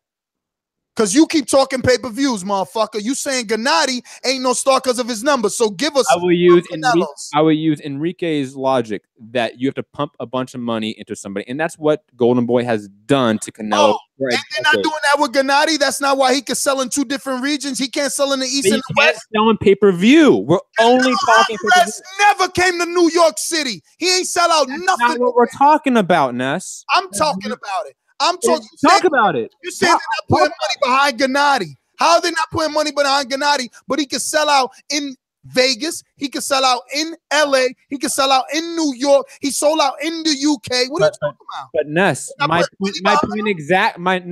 point exactly is Triple G is a guy that can sell out an arena anywhere, but can't be a side pay-per-view draw.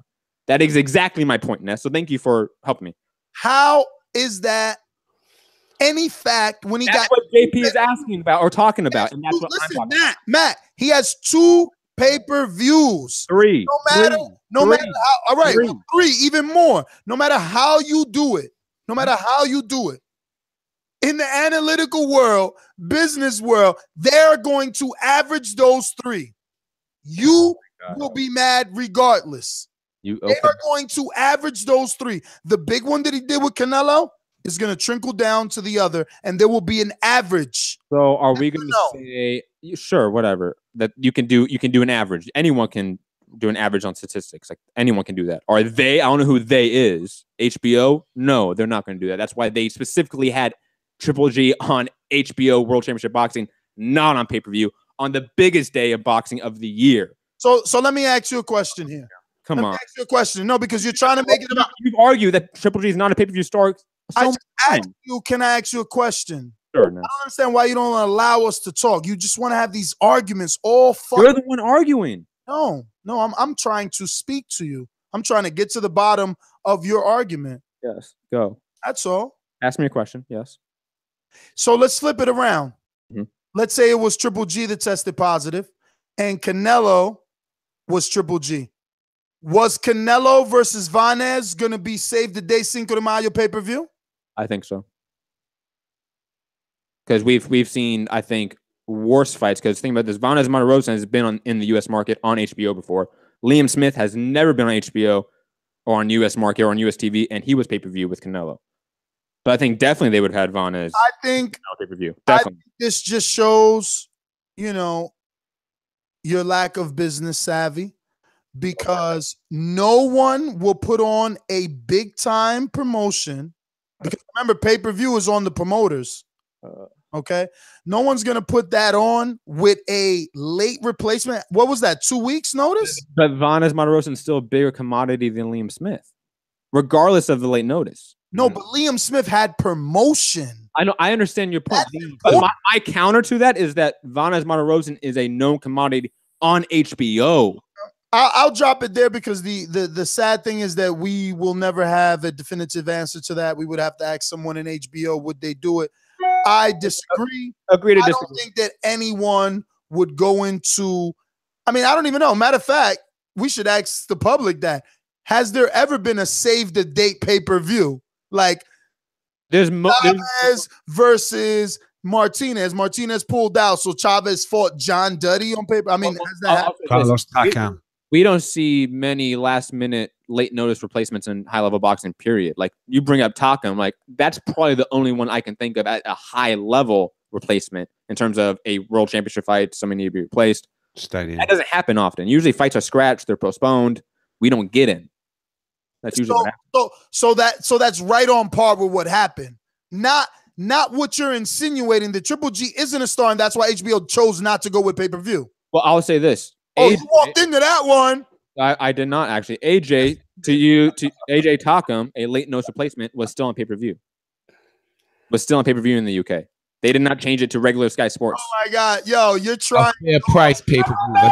It's the same price. They didn't change the price. Pay-per-views versus. They didn't change the price. A Triple G fight went from $60 to your HBO subscription. That has never happened before. His dance partner. Because Triple G is not a pay-per-view star. Dance partner changed. No, because Triple G is not a pay-per-view star on his own. They need Canelo to sell pay-per-view. I just never seen a pay-per-view fall out and they replace the guy and it still be pay-per-view. AJ Takum. That literally happened on pay-per-view. What are you talking about? That doesn't even count. It's a completely different market. It's $20 over there. Demographic different. It's still a pay-per-view. I don't know why you're arguing this. All right, we're not wrong. You are factually That's like saying wrong. a Honda and a Benz the same. No, it is. No. It's like saying, oh, well, you don't get that car in that area, but it's still a fucking car in that area, just a different model. Yeah, different model. That's where it all matters. But Ness is saying that there's no pay-per-views with late notice placements. There are. We just mentioned one 6 months ago. And that's Matchroom. Wrong market. But that's not what you said. Talking about HBO not putting on a fight.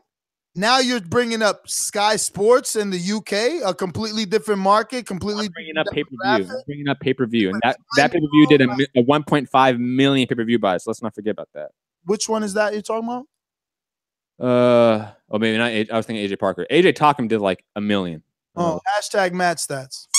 Well, like your hashtag Nest stats for Adrien Broner's purses. It doesn't rhyme the same, Matt. Doesn't. I created hashtag Matt stats. You're just like trying to. Doesn't work that way. I'm sorry. It literally doesn't rhyme. Like that's why I'm at a loss. Like Matt Well, stat. you gotta be poetic about it. Make it rhyme. Well, what's a different word for stat that rhymes with Nest? I mean, you're just trying too hard. Mess. That was so bad. Nest fictions. You know? Nah, that's too long. Too long. Nest fiction. Anyway, you can follow me on Instagram and Twitter. UK Rob TBV. I'm gonna hit the road. It's been emotional. Yeah, later. Bomb Squad! Stop doing that when I leave. Fuck. Please do not use this platform to promote that shit. Was that like his pre-recorded outro? I did that. What did it say? You want me to play it again? I mean, no one heard it. Use that. Please do not use this platform to promote that shit. Please do not use this platform to promote that shit. The Bomb Squad? Nah, he's probably talking about music. No, I think at that point he's talking about Mixed Combat Radio. Yes! Yes! Which I knew you were to do this. Which has changed though, right? It's no longer. No, my Twitter handle has changed. So that was Mixed Combat News. Now it's Matt Hunter TBV, same as Instagram. My MMA podcast still the same, Mixed Combat Radio, Patreon, iTunes, YouTube, etc. Oh, this is a real outro? Is that compa? No. Compa. Yes. So if this is the outro, my final thoughts. Man. Adrien Broner knows business. He knows his worth. You know, we've been throwing that phrase around all year, 2018, know your worth. And he knows his worth. And, you know, you tune in when you watch his fight. And he once upon a time yelled it out loud. I'm sure somebody was in his ear. They're going to show up anyway. You know what I'm saying? So, yeah, Eddie Hearns, he ain't going to wear them pink shorts, bro. But I love Eddie Hearns. He making a lot of noise in boxing. I'm waiting for that news to break. Canelo, Triple G, AJ Wilder, 2018, a big year in boxing. You can follow me, TBV_casual fan on YouTube. And then I also have this Patreon page. It's called patreon.com/boxing fan apparel.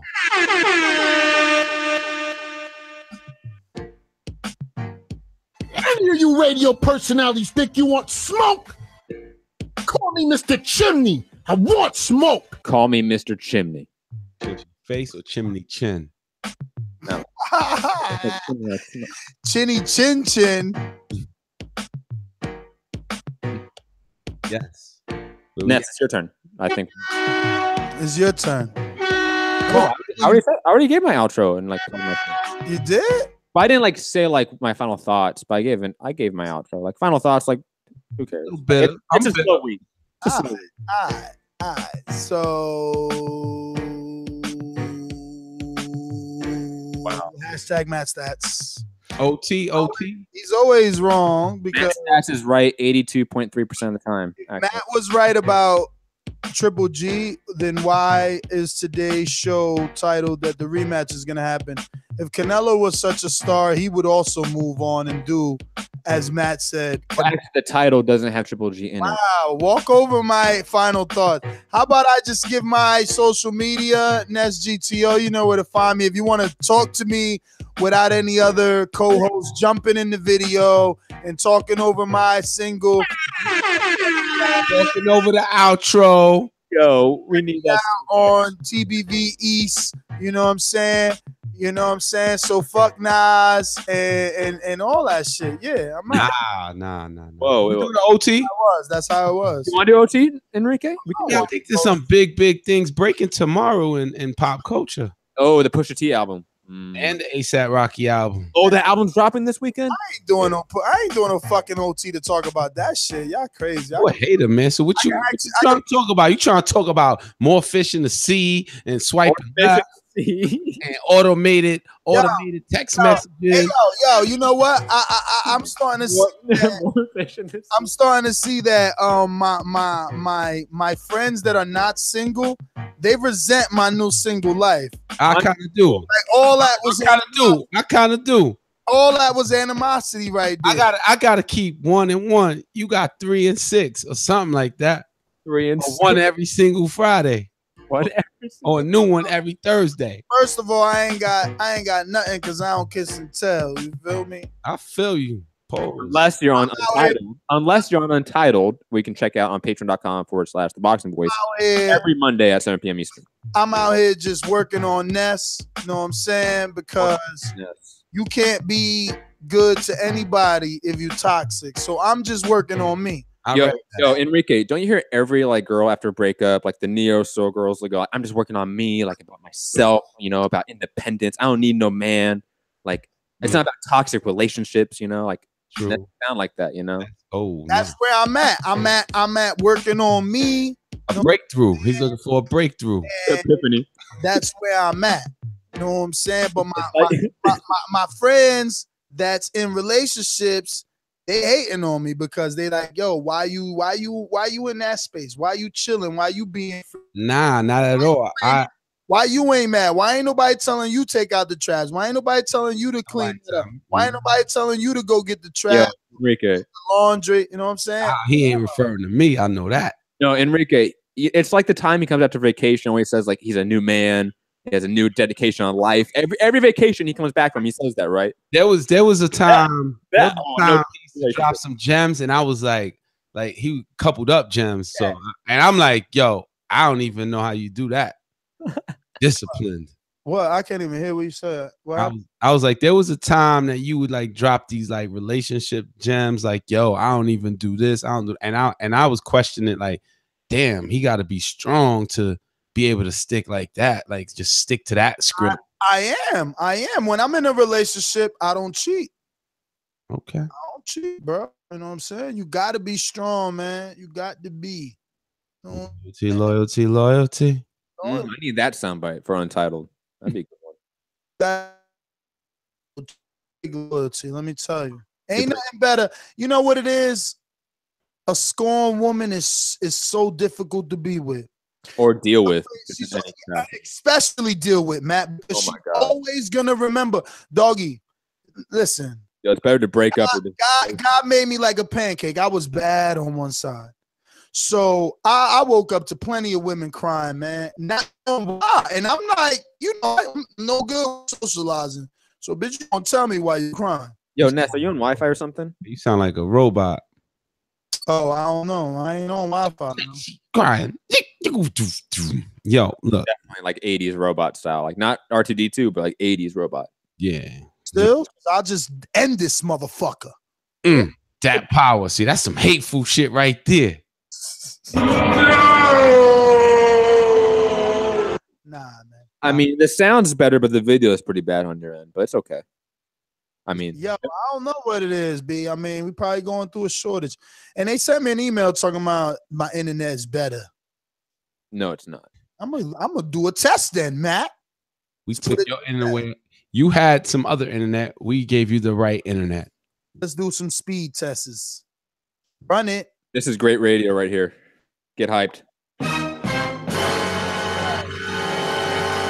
Doggy, you know what my megabytes is? They did increase it. Dang. What is it? Do I still have better internet than you?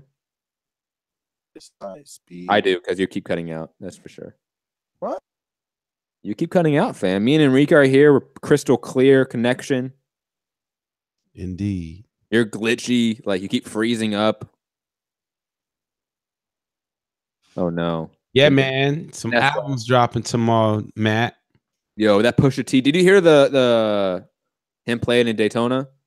I heard his interview on Complex, not Complex Everyday Struggle, like some other Complex one-on-one. Yeah, like Complex News. And it was like a 30-minute interview, and he just sounds like a whole new Pusha T. But the old style, but in a new 2028 version. And he was just breaking down like how Nas and how Kanye and how Kid Cudi and how, you know, just like being in this one hotel room.